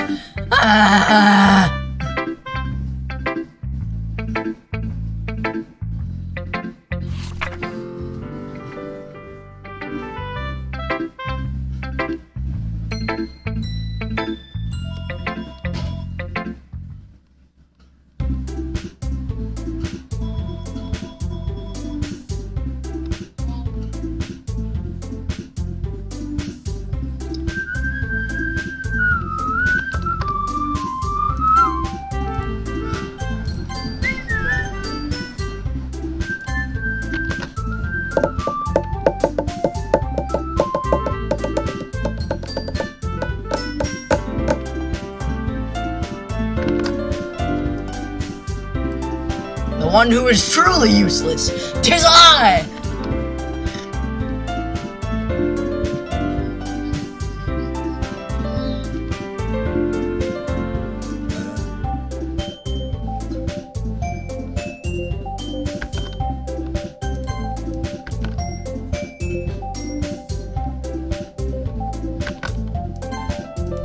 I'm constantly saving and I am panicking.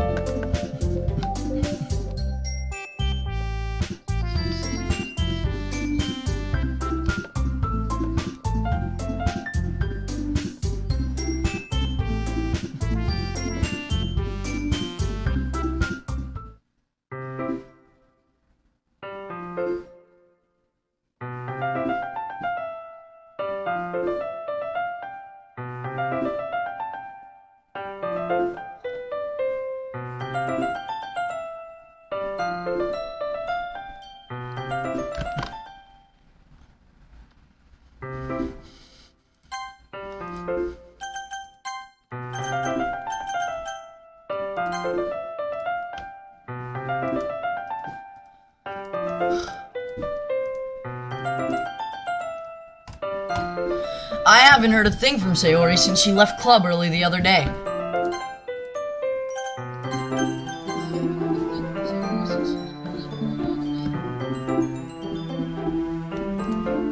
It's not like we text each other all the time or anything, but I've been worried about her in the back of my mind. Between what Sayori said and what Monica said,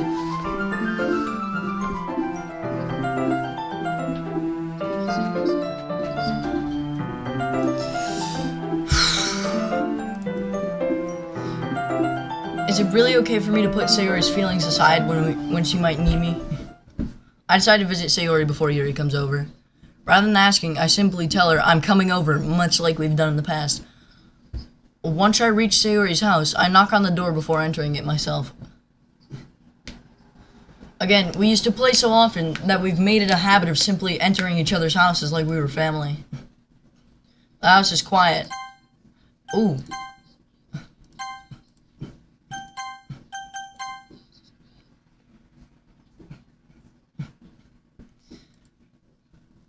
Sayori isn't anywhere on the first floor, so I assume she's up in her room. It's already strange of her not to run down and greet me. I head up to her bedroom where I finally find her. Sayori? Hi, Bunja. I sit down in her room.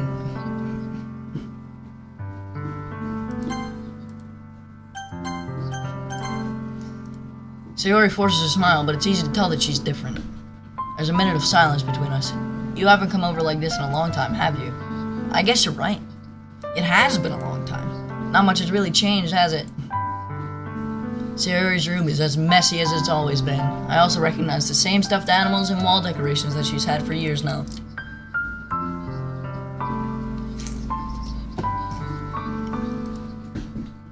Ha ha ha ha ha ha ha. If you came over more often, it wouldn't be such a mess. That's because I end up cleaning it for you. How come you suddenly wanted to come over today? Aren't you supposed to see Yuri today? Yeah, but wait, how did you know that? Sayori had already left by the time we decided that last meeting. Monica told me. It's only natural for her to keep me informed about the festival preparations, right? Ah, that's true. But what about you? Aren't you going to be helping Monica today? Of course, but I'm just helping her online. We didn't plan to meet up or anything. Ah, so it's just me and Yuri then. Yup. There's more silence between us. Sayori stares in a random direction. Everything about her behavior is really uncharacteristic. I finally get to the point. I just wanted to see how you were doing after you left on Friday. When something's wrong, you can't hide it from me. I know you too well, so... Sayori smiles, shaking her head. That's no good, Bunja. What? Why can't it just be like it's always been? This is all my fault. Pardon? Tell me my hunch was right. I swear, was my hunch from that one episode fucking right?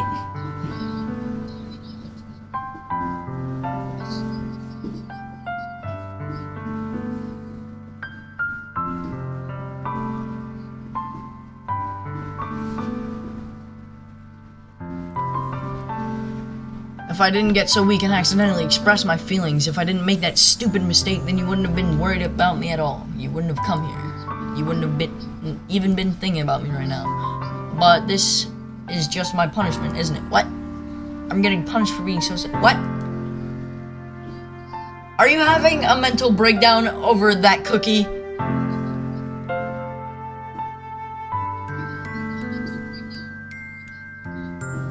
I think that's why the world decided to have you come over today. Just wants to torture me. Sayori, what the fuck? What on earth are you saying? Are you listening to yourself right now? I know something happened to you. There's no other explanation for you to be like this, so tell me already. Until I know, I won't be able to stop thinking about it. And I also won't leave your house. Sayori gives me an empty smile. You really put me in a trap, Bunja. But you're wrong. Nothing happened to me. I've always been like this. Oh no.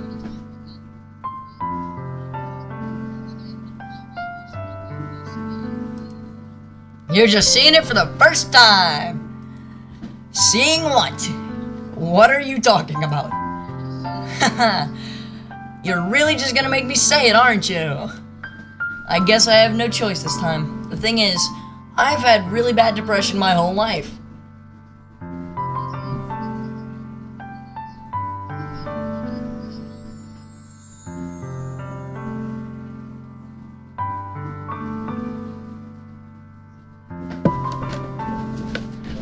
Nah, I'm not doing this. I'm not doing this. No, nuh-uh.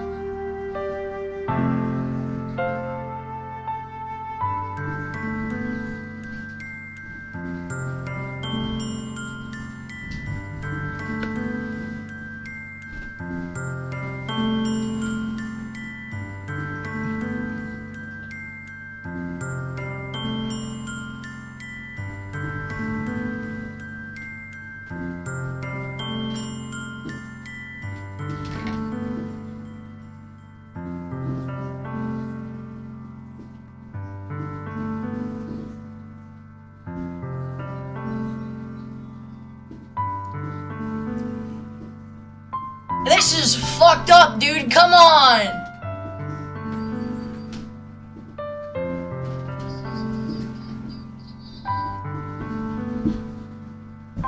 Now I feel bad.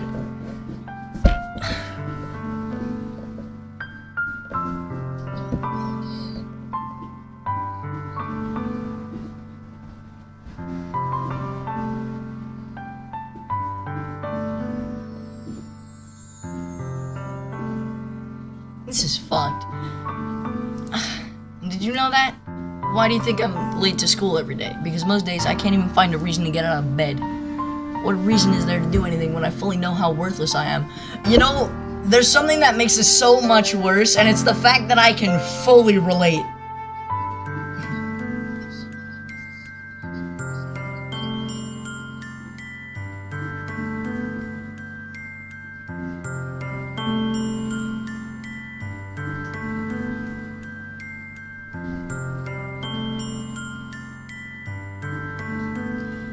Honestly, this statement resonates with me. I feel that.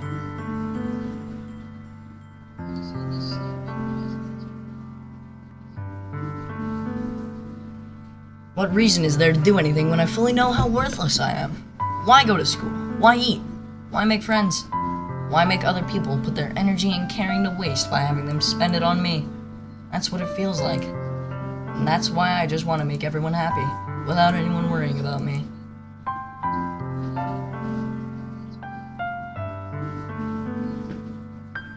I'm in shock.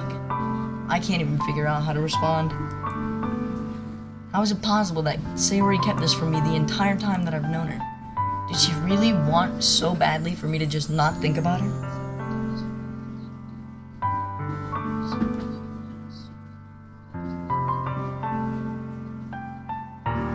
Oh, hey, welcome back to the chat, Monica, and you're right, someone is gonna die here, and it's me, it's my emotions, they're dead. I have lost them forever.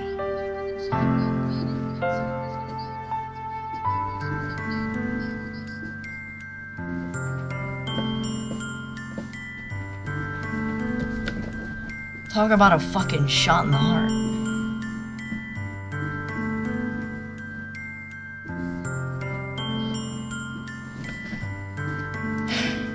Why? Why is it that you've never told me about this? It almost feels like I've been betrayed as your close friend, because if I knew, I would have done everything I could to support you. Even if there's only so much that I could do, I would have tried a little bit harder to make every day a little better for you. That's why I'm your friend. All you had to do was tell me. You don't understand at all, Bunja. Why do you think I didn't tell you? Because if I told you, then you would have to waste effort caring about me instead of doing important things. I don't want to be cared about. It's bittersweet when people try to care about me.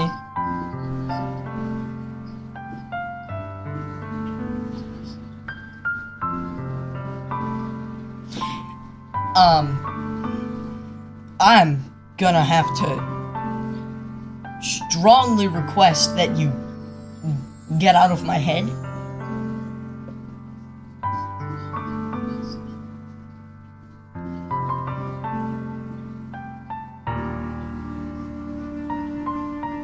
Bro, stop bullying Monica.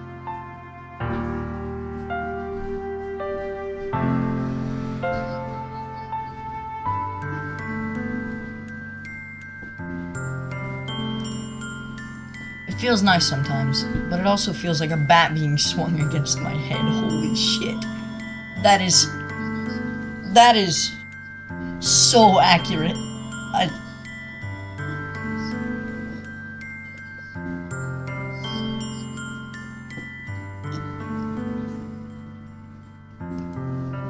Haha. That's why I wanted so badly for you to make friends with everyone else. Helping everyone be happy together is the best thing for me. But then I discovered something else too. Seeing you make friends and get closer with everyone in the club feels like a spear going through my heart. Alright, can't relate to that one. So that's why. That's why I decided the world just wants to torture me. Every path leads to nothing but hurt. You're right that I don't understand. I have no idea what's going on. I don't understand your feelings at all, Sayori. But I don't need to, because I'm the protagonist, and I can do anything.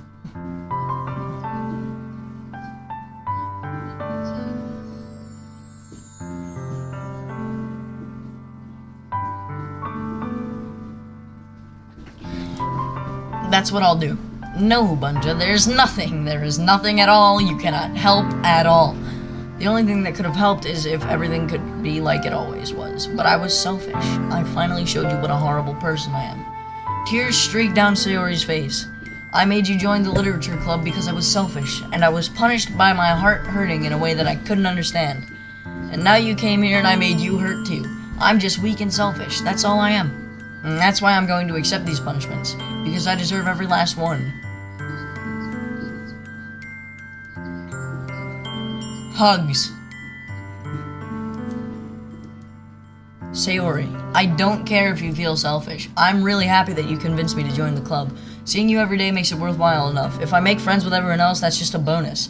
But please never underestimate how much I care about you. I wouldn't have it any other way. Bunja, Sayori isn't hugging me back. Ouch.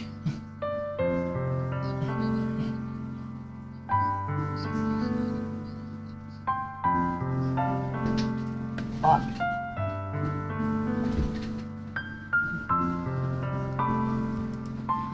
She starts sobbing next to my ear. No, don't do this to me. Please don't do this. Bunja. Sayori barely managed to speak between her sobs. I don't know if I'm doing the right thing, but all I want is for her to know that I care. If you have it in you to call yourself selfish, then you have to let me be selfish too. No matter what it takes, I'll figure out what needs to change. I'll make these feelings go away, and if there's anything that you need me to do, then you'd better tell me. I'll get mad if you don't. I don't know. I don't know. Wow, hug. I don't know anything. It's all really scary. I don't understand any of my feelings. The only time I'm not feeling nothing is when I'm feeling pain.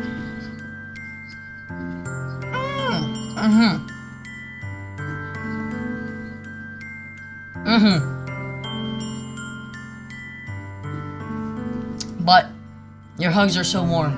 You know, I'm generally speaking, my body heat is a lot higher than the average person's because I'm just always fucking angry.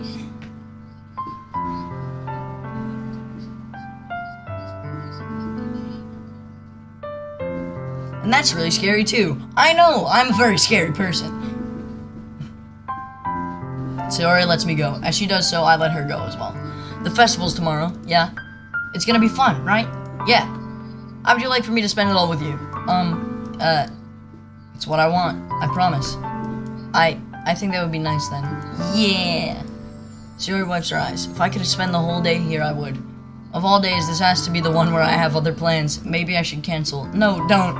Please don't. If you did that, then I really wouldn't forgive you. But it's almost time for Yuri to meet me at my house. At the very least, do you want to come along and help out? It would be fun. To my surprise, Sayori shakes her head. I'm sorry. I don't know if that would be very good for me today. You understand, right? It's kind of hard for me to fully understand considering you are giving me absolutely no context clues whatsoever and I cannot read into a situation at all.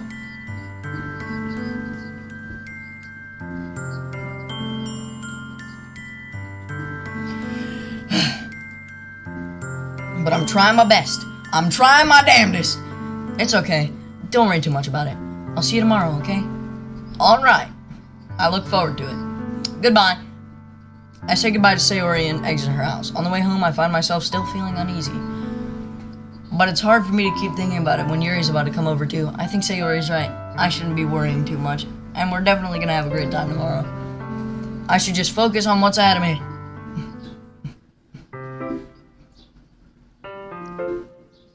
As I approach my house, I see something that makes me feel a moment of panic. Yuri? Thank goodness. You're a little early. I'm sorry I wasn't home yet. Were you waiting for a long time? Nervous when nobody answered the doorbell. You always could have texted me. If I had known, I would have reassured you and hurried more on my way home. I suppose that's true.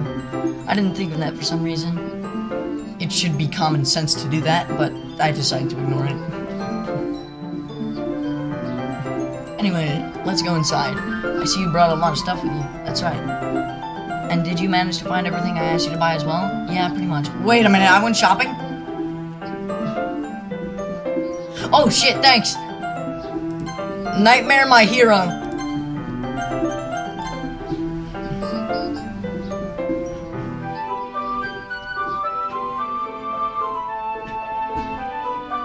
At least, I hope I got everything right. I'm sure it will be fine. I take Yuri to my room. Nah, cut the cameras! Cut the cameras! No!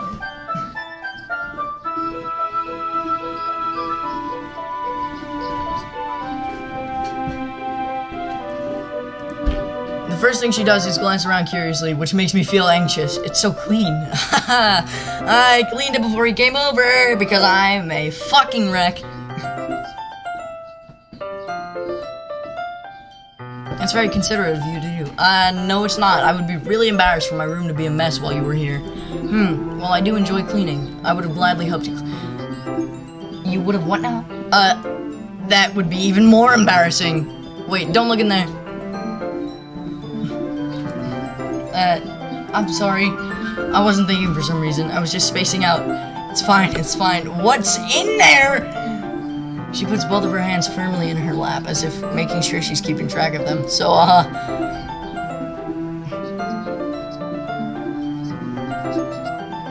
should we get started? Yes. I have a few things planned that you can help with. Decorations and other atmospheric enhancements. Big words. You know. Mood lighting, aromatherapy candles. Oh, wow.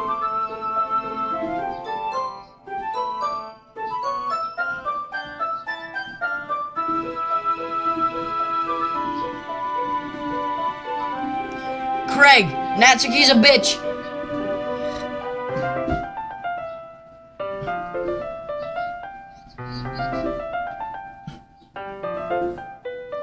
Oh.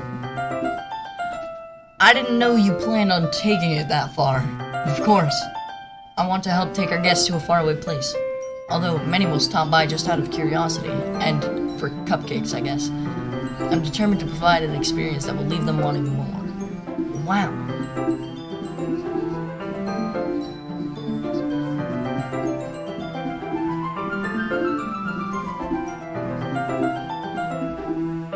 Why is Monica posting binary in my chat?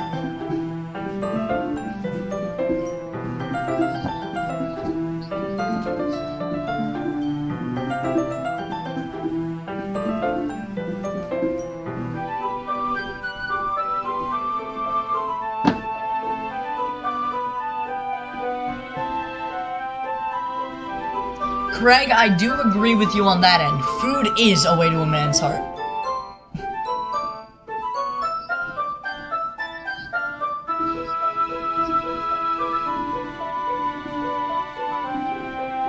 That's great. There's nothing to camouflage my cursor into here, so I'll just put it on this relatively green book.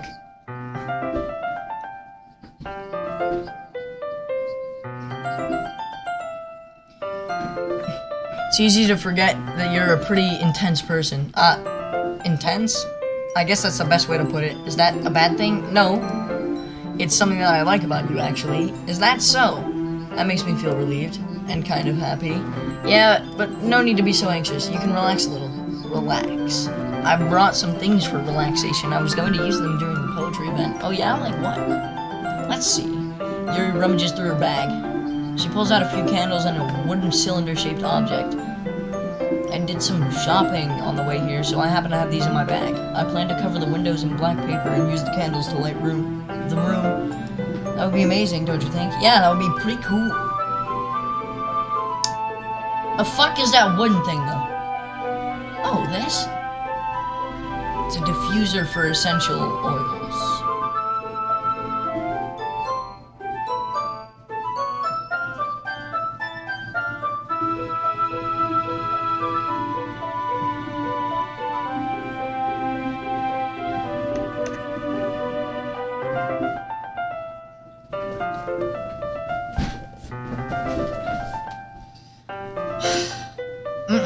Nah, I can't deal with this anymore. I can't do this. I can't do this. I can't. I cannot do this.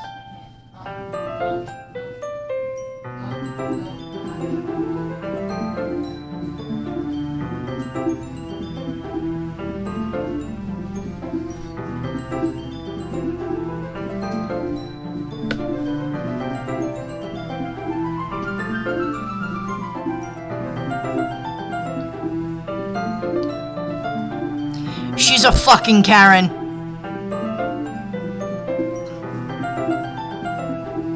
She's a fucking Karen.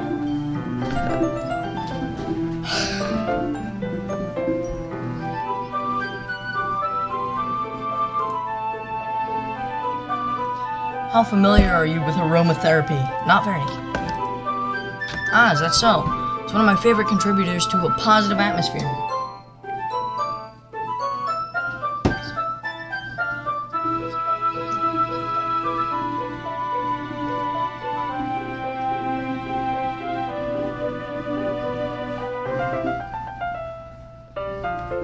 Depending on the oils or herbs you choose, you can change the mood of the air itself. Oh, why do I keep moving my mouse? You can even feel it permeate through your body. What?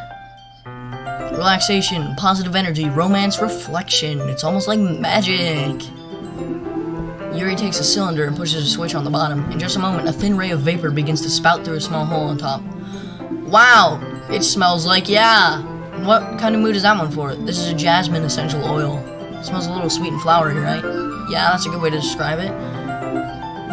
More than relaxation, enhances your emotions.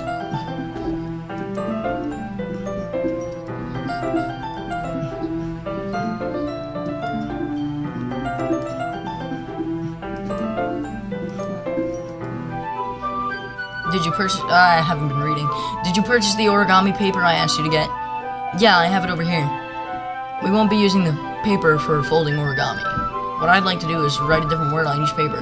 We'll need about 100 of them. Oh. What will those be used for? Well, I'm going to cut pieces of ribbon to hang from the doorway of the classroom. Then we can fasten the paper onto the ribbons to create a doorway curtain. Wouldn't that be beautiful? That would be cool. It would also catch the eye of those passing by the room. It may attract some to peek inside. Big brain. Is that so? Well, I suppose I do get a little intense, as you put it. Chuckle.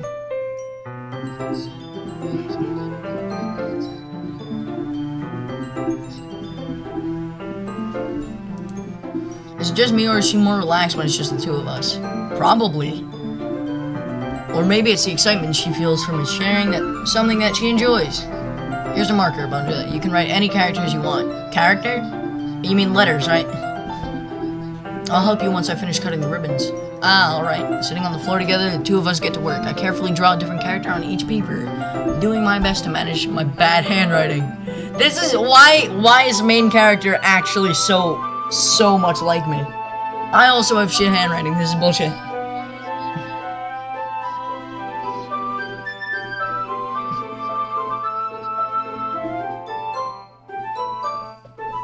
Yuri unravels a long strand of red ribbon to her desired length. Then she reaches into her bag once more and pulls out a pocket knife. The knife is strangely beautiful. The silver handle has an intricate pattern of waves etched into it. The blade itself is gently tinted blue. That's no ordinary pocket knife. It looks really fancy. Well, embarrassed, Yuri looks away. What is it? You're going to think it's weird. Yuri, whatever it is, I got no reason to judge. To each their own, you know? If you promise you won't be weirded out. Yeah, I promise. Alright. The thing is, I'm kind of into knives. They're just so pretty. I can't help it. I don't know what it is. I mean...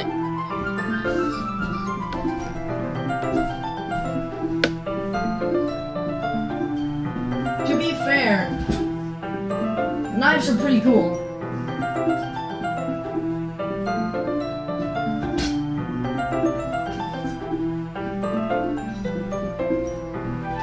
They go shing shing.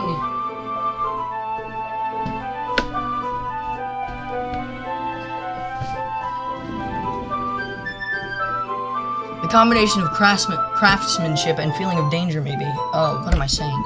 Please don't think I'm weird for this. Hey, that's okay. I like knives too. You're laughing at me. No, I'm not laughing at you. It's just funny how nervous you got about sharing. It's an interesting thing to be into, I guess. But I think it kind of suits you. Suits me? Yeah, it's kind of intense. Besides, it's a really cool looking knife. Can't deny that. It is, isn't it? It relaxes her expression once again. Would you like to hold it? Yes.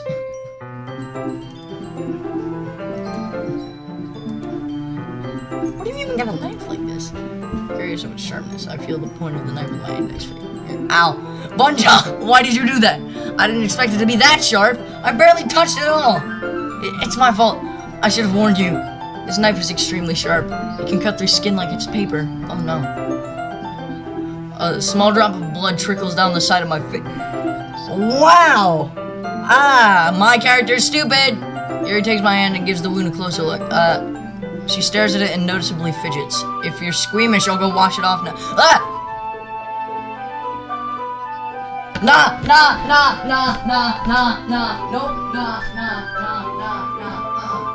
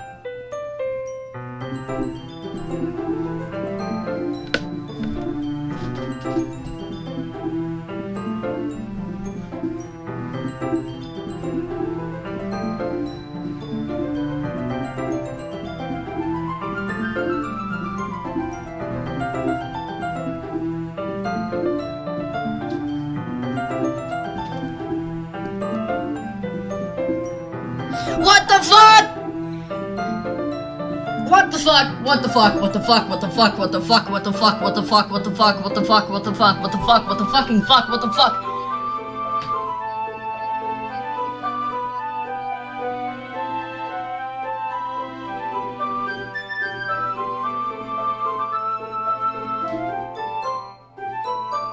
Who does this? Who?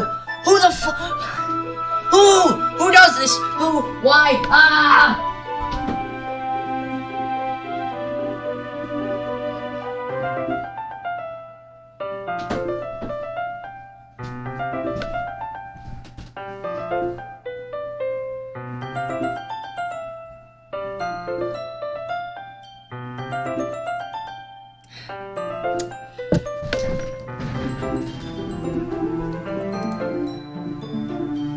No, no, no, no, no, no, no, no, no, no.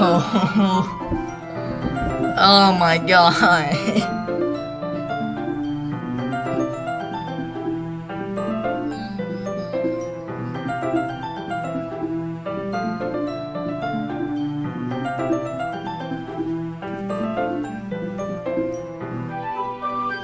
I want to throw myself down a flight of stairs. What did I just read?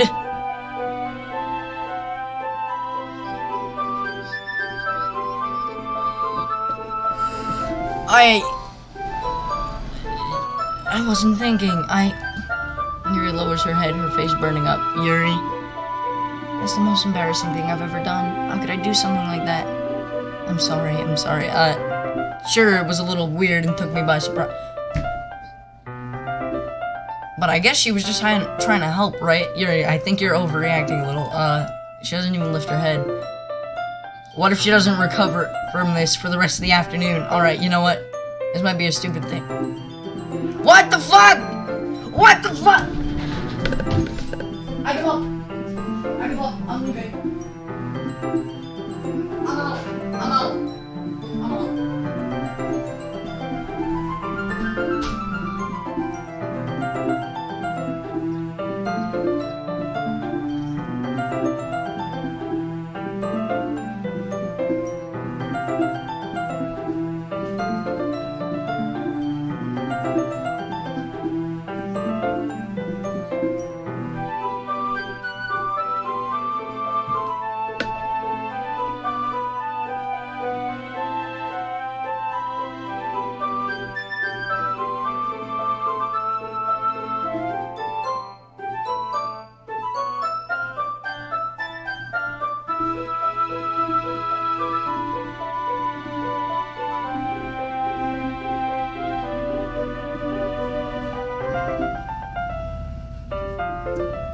Alright, here's the deal, y'all. We're gonna pretend this part never happened.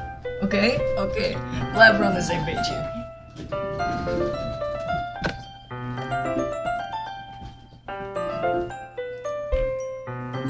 Did you really just do that?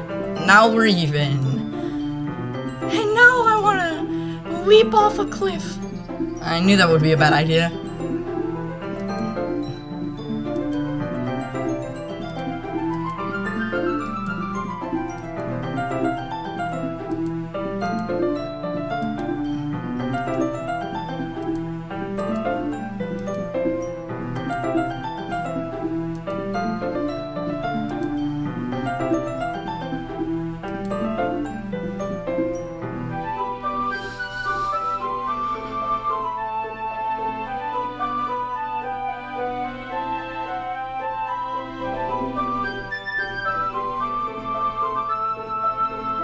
You see, I have this thumbtack here, and that scene desperately made me want to impale my own hand.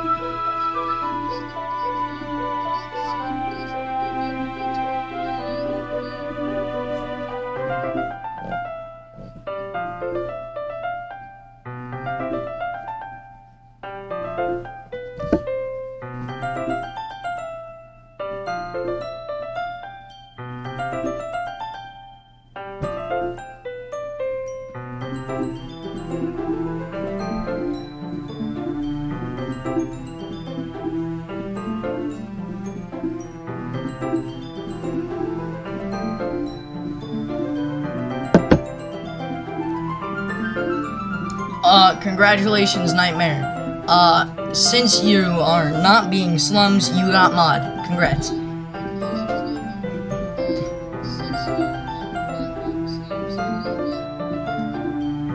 After we finish attaching the paper to the ribbons, we lay them all out side by side. It looks better than I expected and will be very effective as a door curtain. It looked great. Good thing you're coming up with this, Yuri. Thanks. It's just something I saw online, really.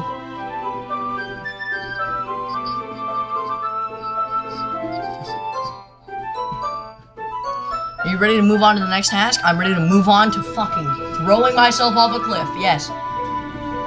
Yeah, let's do it. What do you have in mind? I'd like to create a banner.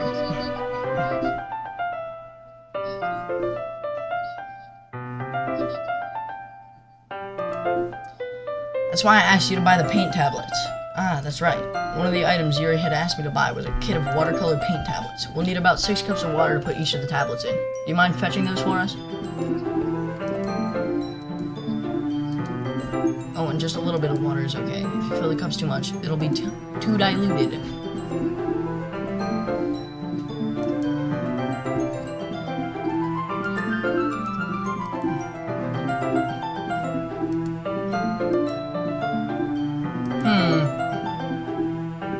Kinda sus. Is it too hot in here or anything? No, not at all.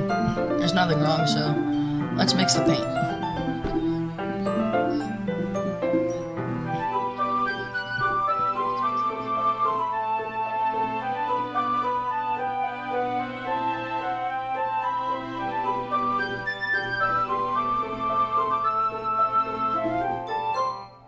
GQ, I never said you could have mod on the YouTube channel.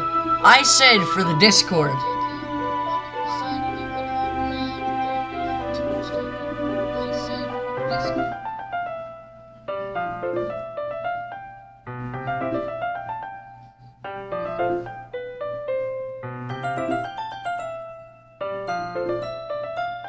Oh, is that a hidden message saying I'm a dim fuck?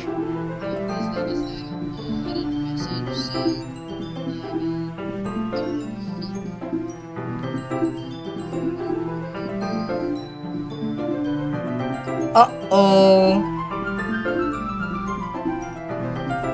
Uh-oh. Stinky.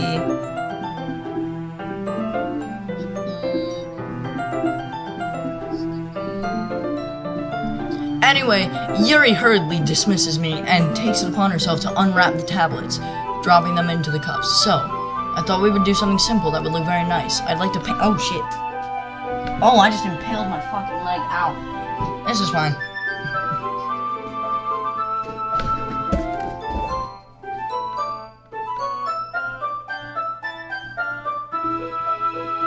I'd like to paint a gradient across the banner, starting with the colors from sunrise, then daytime, then sunset, and nighttime.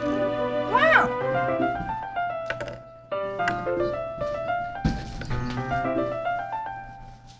Once it dries, I'll write an inspirational quote across the banner.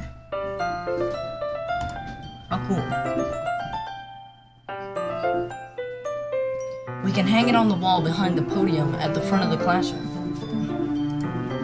Ah, neat. What are you gonna write? Well, it'll be more fun to surprise you. She smiled. If you say so, after rolling out the banner.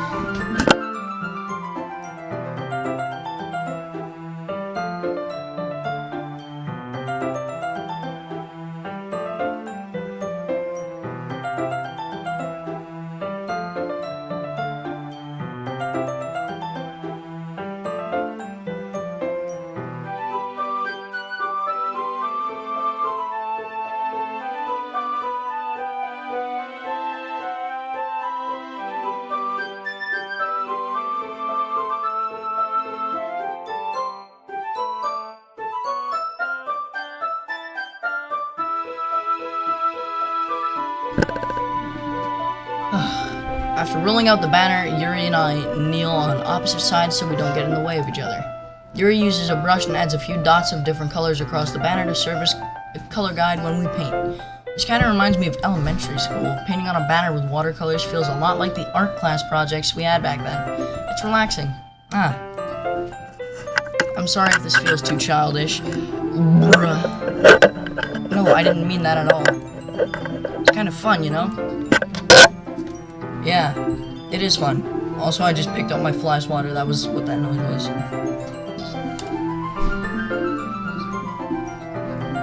I'm glad you feel that way too. Sweet.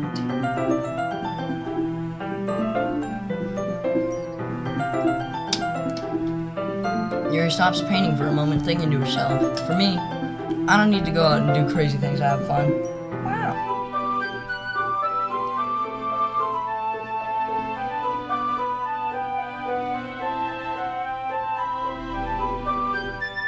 Isn't that just smart?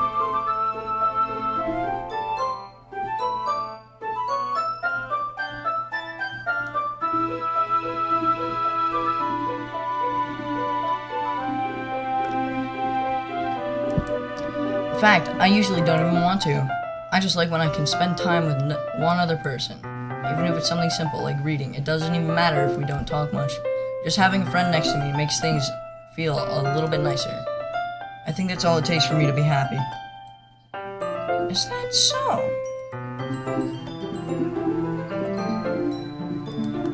I feel that. I feel that way about things like anime and games, where simply sharing the experience with someone can make me happy. I think I feel the same way. Yuri smiles gently. I knew you'd understand.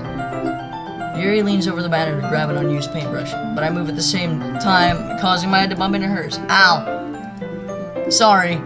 Yuri reels back, and I quickly lift my hands in surprise. Are you hurt? No, I'm not hurt. It just startled me, that's all. Your face.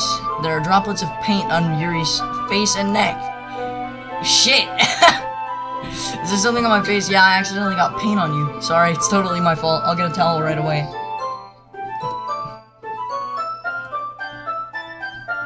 This is weird, this is weird, this is weird, this is weird, this is weird. Why is this weird? Why are you doing that? No.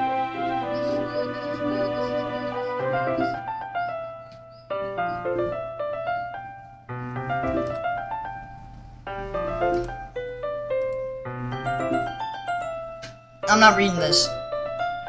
I'm not reading this. I'm not reading this. I'm not reading this. I am not reading it. I'm not reading it.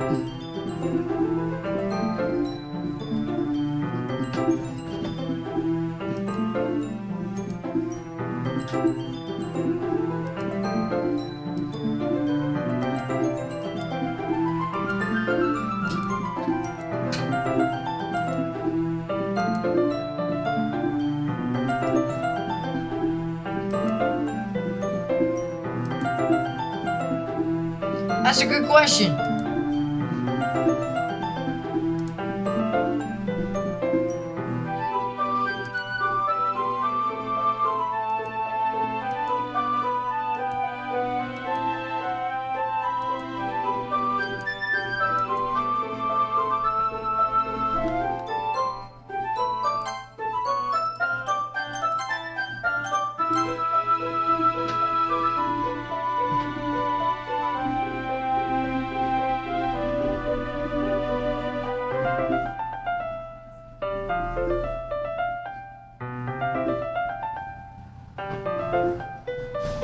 That bruh moment when you should shut up.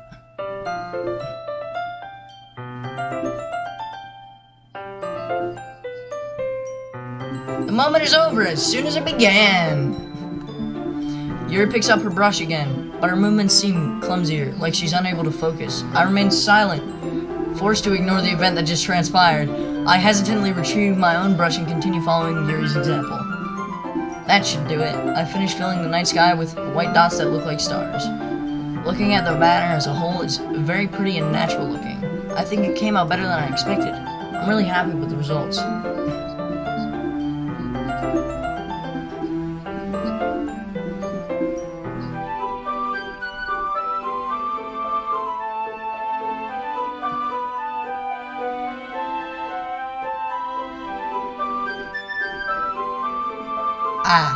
I'm really happy with the results. I said that already, didn't I? Yeah, me too. Are you going to add the lettering now? Not yet. It needs to dry first. Stupid fuck. That's true, but won't that take a while? Well, Perhaps it would be best to leave it here, then have you bring it in the morning.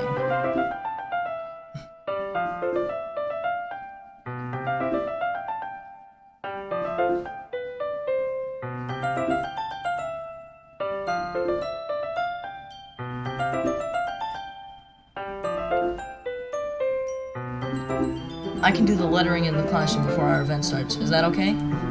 That's totally fine. Wonderful. In that case, I don't really think there's anything more for us to do here. You say that like you're glad it's over. Was I wrong to assume that you were at least enjoying yourself a little bit? No, it's not that. I'm just glad that we managed to get everything done. I see. I am too. I was a little concerned about time. I need to start making dinner soon. So you don't have any time left? I was secretly hoping we would have extra time after finishing the work. Well, Yuri thinks to herself. I think it would be too irresponsible of me to wait much longer. I'm sorry. I was hoping there would be more time as well. It's probably my fault. Sorry for being such a slow worker.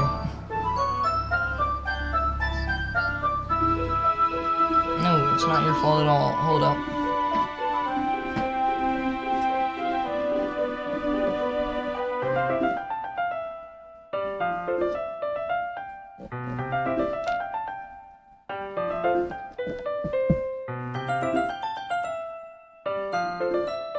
Alright, I'm back.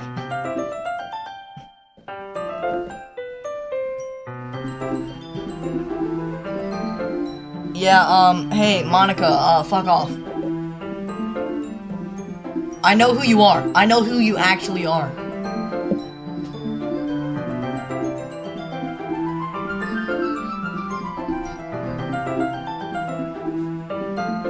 You can't fool me with your stupid shit. I know exactly who you are.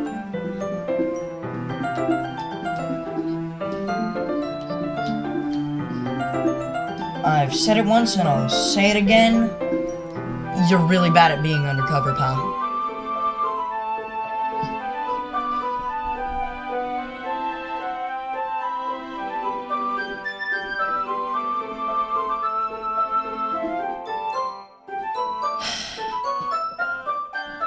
No, it's not your fault at all. And the important thing is that we got everything done, right?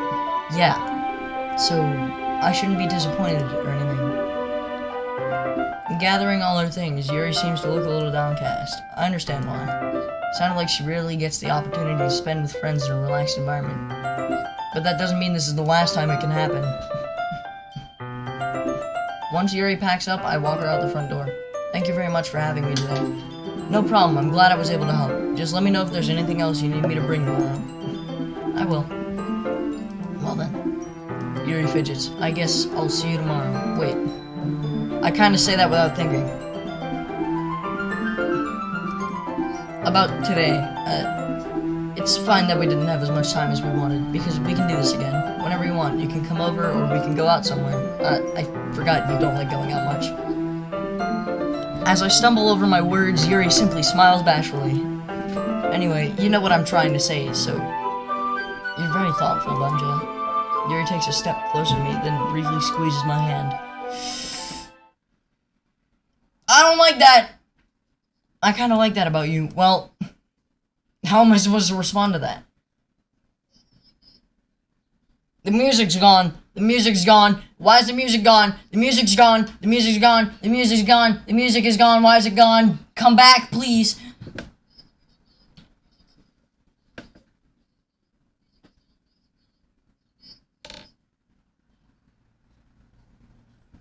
But I don't even get a chance to as Yuri suddenly pulls back. Sayori, what? Hi, Bunja. Sayori!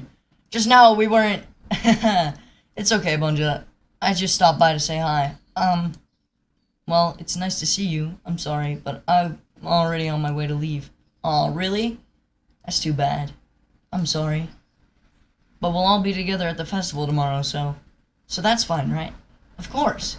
Sayori beams. Yeah, so I'll see you tomorrow. Clearly embarrassed, Yuri hurries off. Sayori waves goodbye after her. Sayori, I thought you didn't want to come over today. Well, I tried staying in my room, but my imagination was being really mean to me. So I had to come here and see it for myself. See what? What are you talking about? You know, how much fun you were having with your...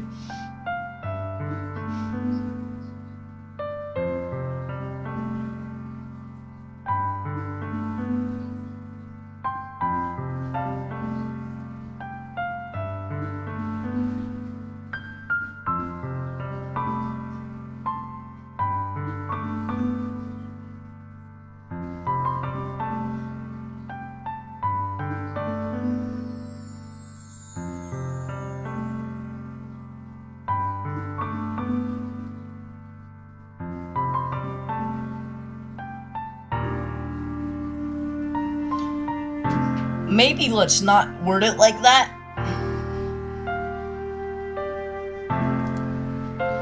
And how close you got to her. It makes me really happy that you've made such good friends. That's all that matters to me. Tears start to fall down Sayori's face. That's all that matters to me. Why am I feeling this way, Bunja? I'm supposed to be happy for you. Why does it feel like my heart is splitting in half? It hurts so much. Did you die in Undertale again, Sayori? Did you did you lose to Sans again? I told you not to do genocide.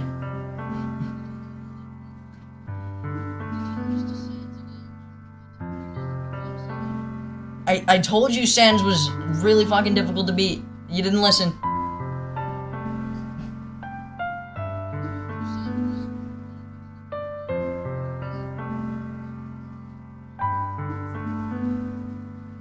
It hurts so much. Everything hurts so much. This would be so much better if I could just disappear. No. Sayori, don't say that. It's true, Bunja. If I wasn't here, then you wouldn't have to waste your sympathy on me. My voice. You wouldn't have to put up with me being selfish.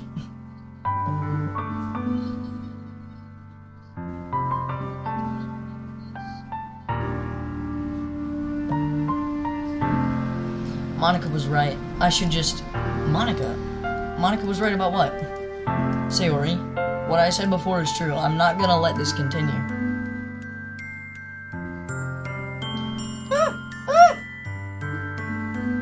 I'm dropping shit.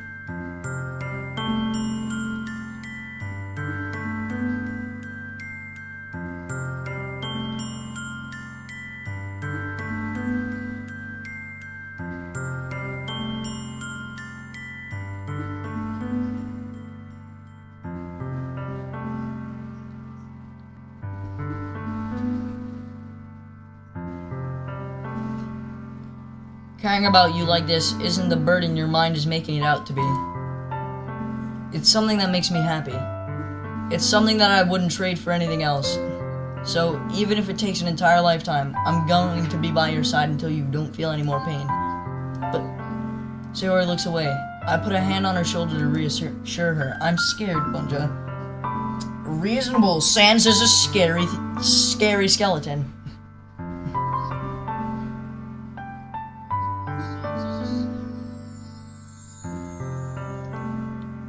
I'm really scared. Oh, fuck. Did I actually stab myself with a thumbtack? Whoops. What are you scared of, Sayori? I'm scared of that. That I might like you more than you like me. Sayori? It's true, isn't it? I was weak and started to like you too much. I did this to myself. Bunja, I like you so much that I want to die. Jesus fucking Christ. That's how I feel, and that's enough, Sayori. I don't want you to hurt anymore. Do you remember how I said I always know what's best for you? Do you still believe me? Wordlessly, Sayori nods.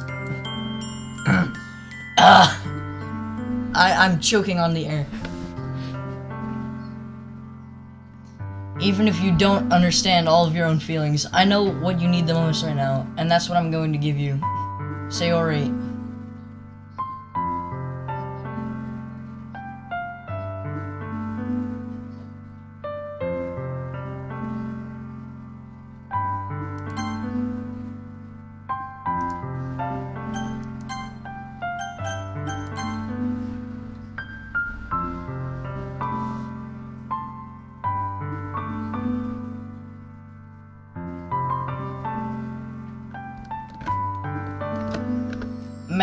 You know what would suck?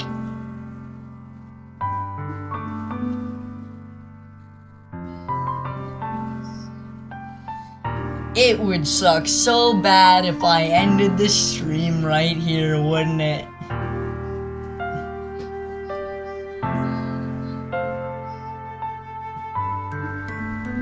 I'm kidding, I'm kidding.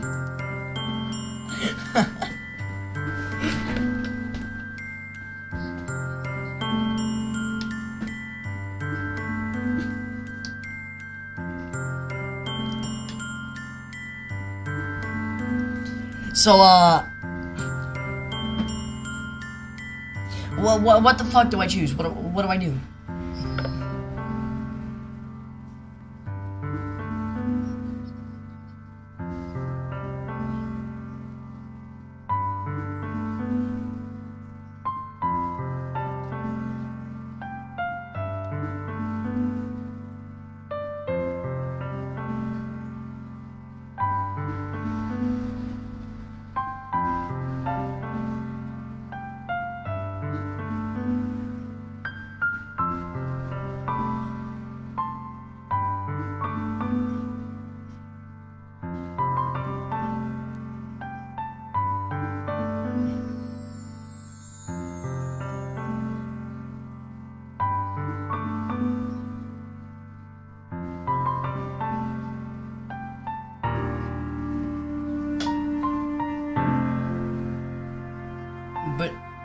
But the poems.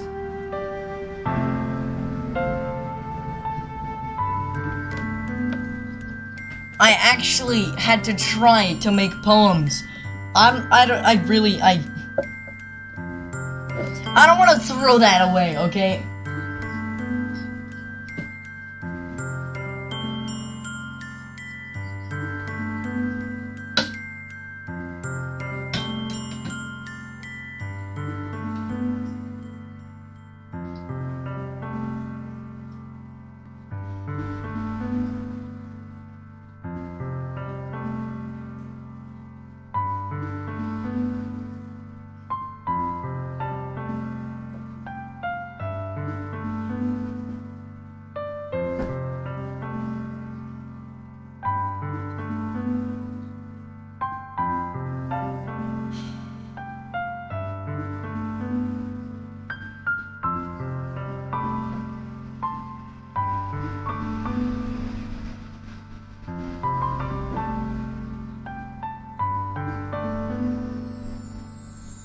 But the poems.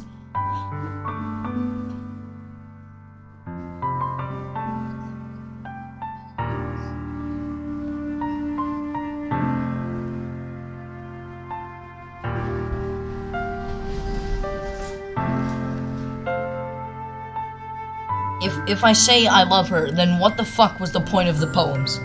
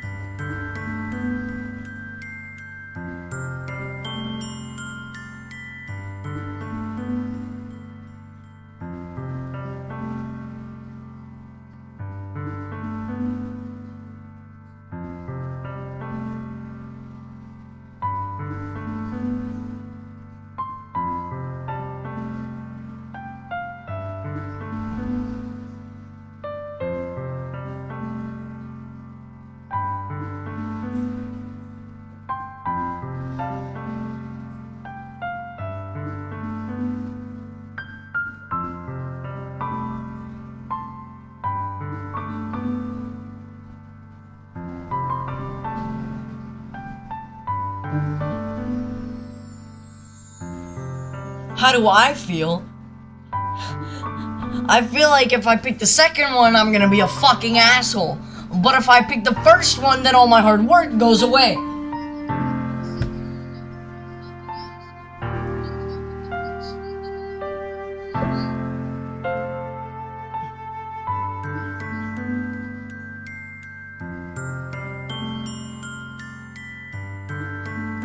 Fuck it.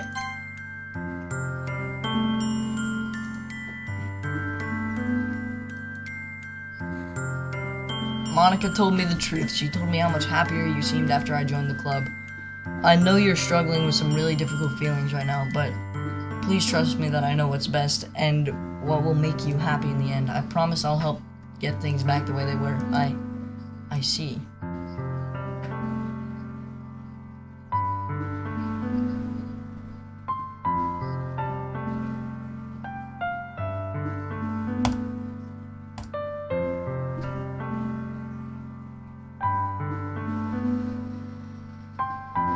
No, I don't know. I personally, I've never been stabbed in the chest before.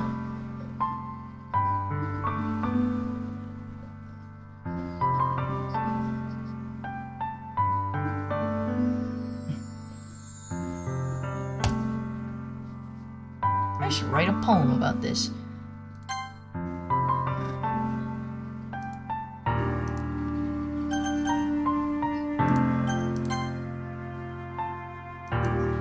Sayori, it's okay. This is just my punishment, remember?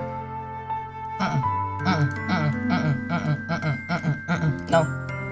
No, bad.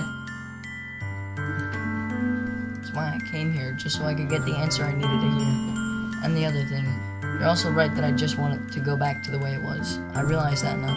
You really do know me better than anyone, Bunja. I'll trust you with anything at all, so... Sayori's finally fine. Smile finally breaks. All of a sudden, she turns around and drops to her knees. Clutching her head with both hands, she screams as loudly as she can. I'm so shocked that I don't know how to react. Sayori looks over her shoulder and flashes me one more weak smile before turning around and running off.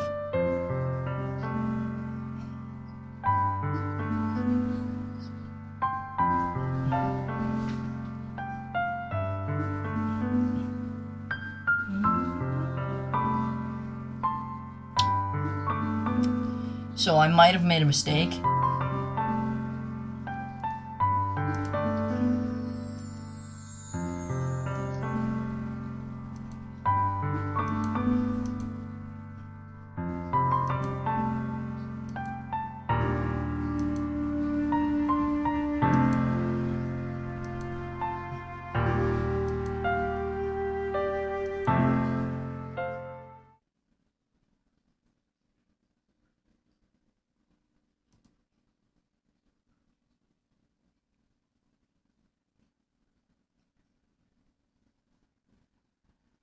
Of all the days I expected this to be the one where I'd be walking to school with Sayori.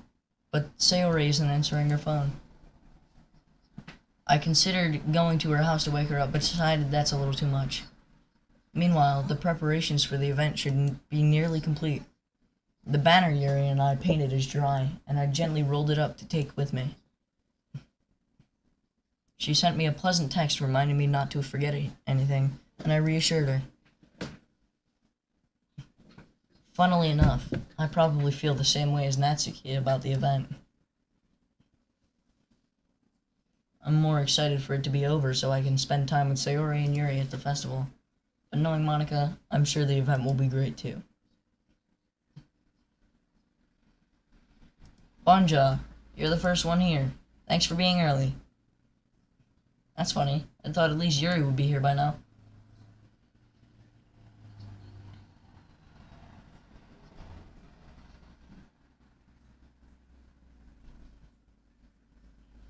Monica is placing little booklets on each of the desks in the classroom.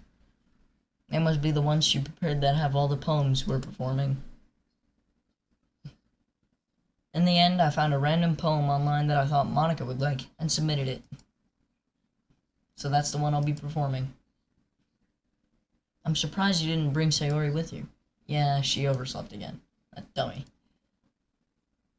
You'd think that on days this important, she'd try a little harder. I say that, but I suddenly remember what Sayori told me yesterday.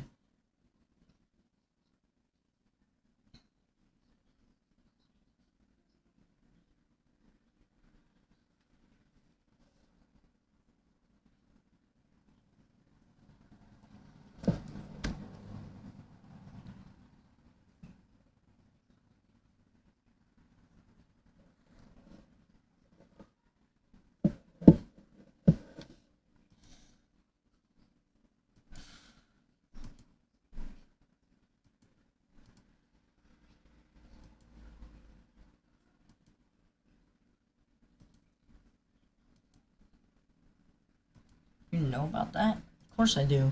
I'm the club president after all. But I stammer, embarrassed. Did Sayori really tell her about it that quickly? About how I basically turned down her confession? That makes me really seem like the bad guy here. Jeez. You don't know the full story at all, so don't worry. I probably know a lot more than you think. What?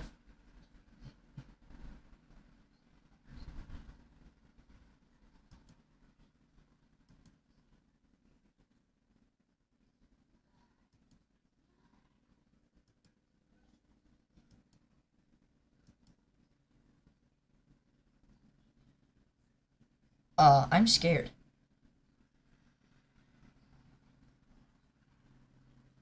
Why is there no music?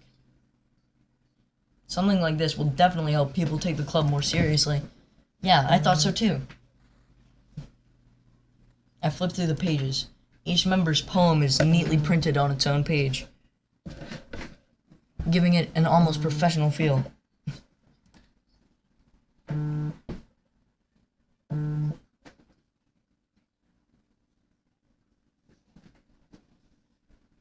I recognize Natsuki's and Yuri's poems from the ones they performed during our practice. What's this? I flipped to Sayori's poem. It's different from the one she practiced. It's one that I haven't read before.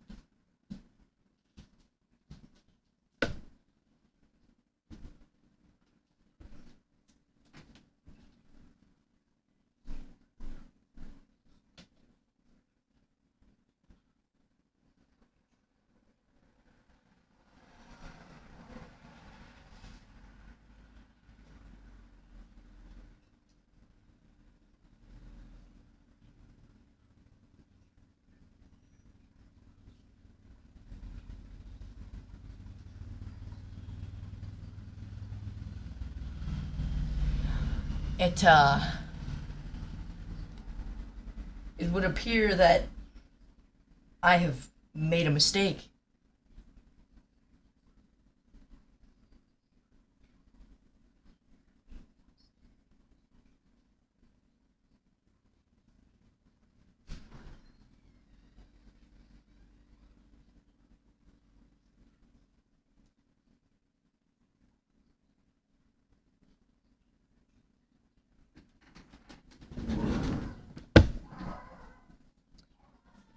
Percent.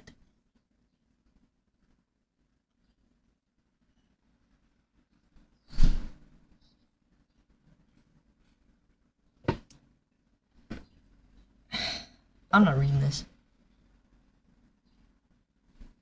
Josephine? Jesus fucking Christ. Jesus Christ. Jesus Christ. Jesus Christ. Jesus Christ. Jesus Christ.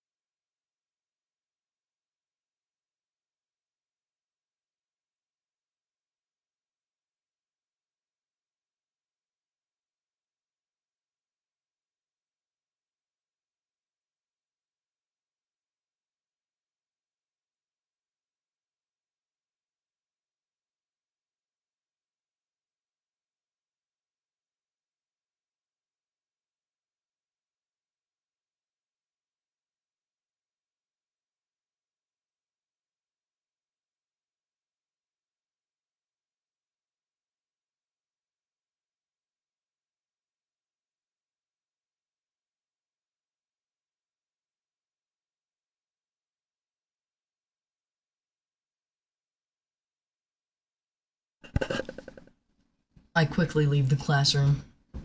Don't strain yourself. Monica calls that out after me. I quicken my pace. What was I thinking? I should have tried a little bit harder for Sayori. It's not a big deal to at least wait for her or help her wake up. Even the simple gesture of walking her to school makes her really happy. Besides, I told her yesterday that things will be the same as they always have been. That's all she needs, and what I want to give her. I reach Sayori's house and knock on the door. I don't expect an answer, since she's not picking up her phone either. Like yesterday, I opened the door and let myself in. Sayori? She really is a heavy sleeper.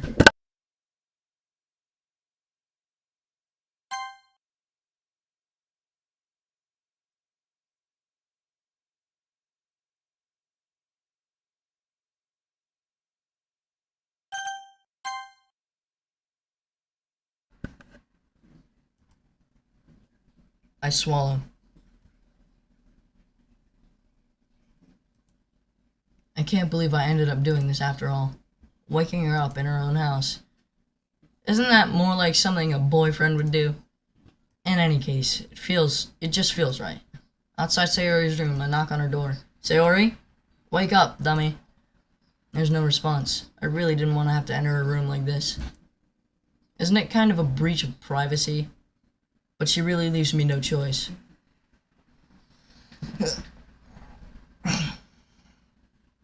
Tired. I gently open the door.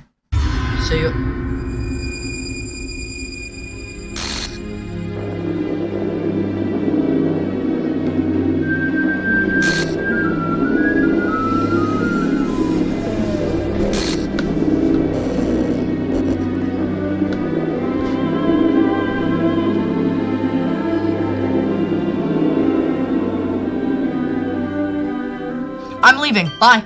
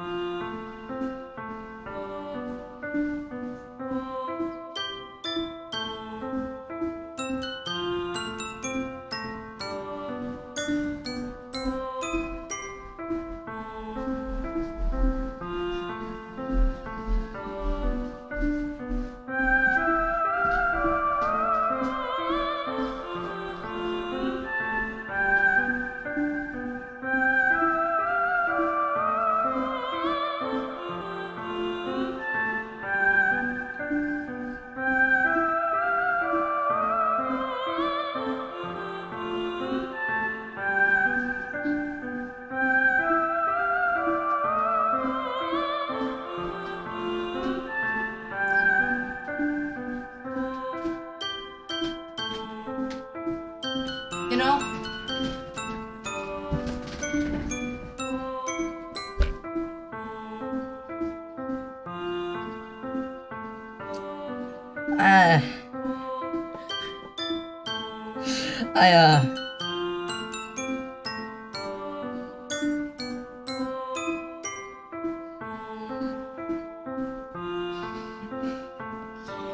can't say that I even saw this coming at all.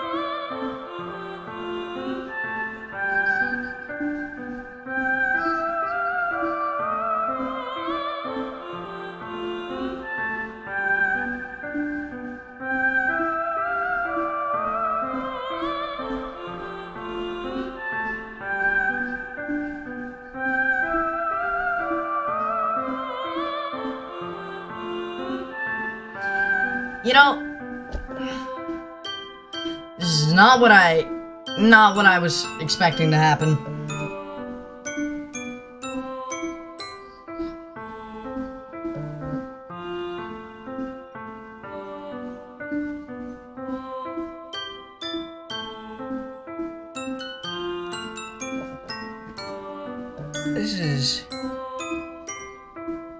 This is fucked. I might just cut the stream here.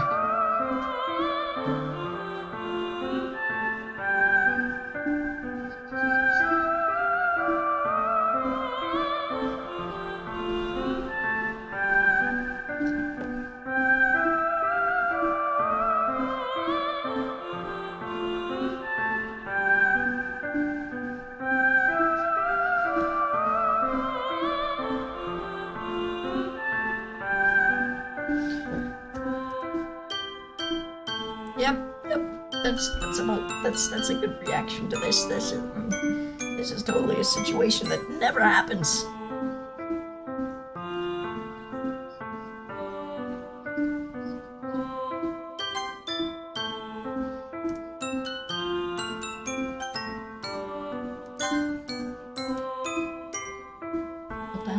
What the hell? Is this a nightmare? It has to be. This isn't real. There's no way this can be real. Sayori wouldn't do that. Everything was normal up until a few days ago. That's why I can't believe what my eyes are showing me. I suppressed the urge to vomit. Just yesterday, I told Sayori I would be there for her. I told her I know what's best, and that everything will be okay. Then why? Why would she do this? How could I be so helpless? What did I do wrong? Turning down her confession, that has to have been what pushed her over the edge. Her agonized scream still echoes in my ears. Why did I do that to her when she needed me the most? Why was I so selfish? This is my fault. My swarming thoughts keep telling me everything I could have done to prevent this. If I just spent more time with her, walked her to school, and gave her what I know she wanted out of our relationship, then I could have prevented this. I know I could have prevented this. Screw the literature club, screw the festival. I just lost my best friend, someone I grew up with. She's gone forever now. Nothing I do can bring her back. Actually, on the contrary, my friend.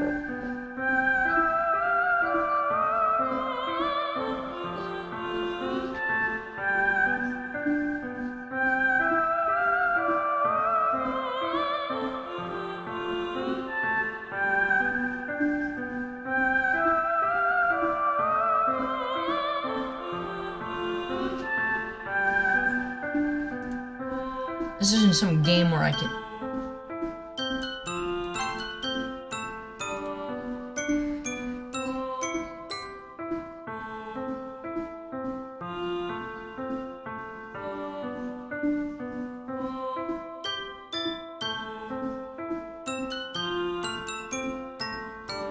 You have no idea how tempting it is to click on that and just load that file.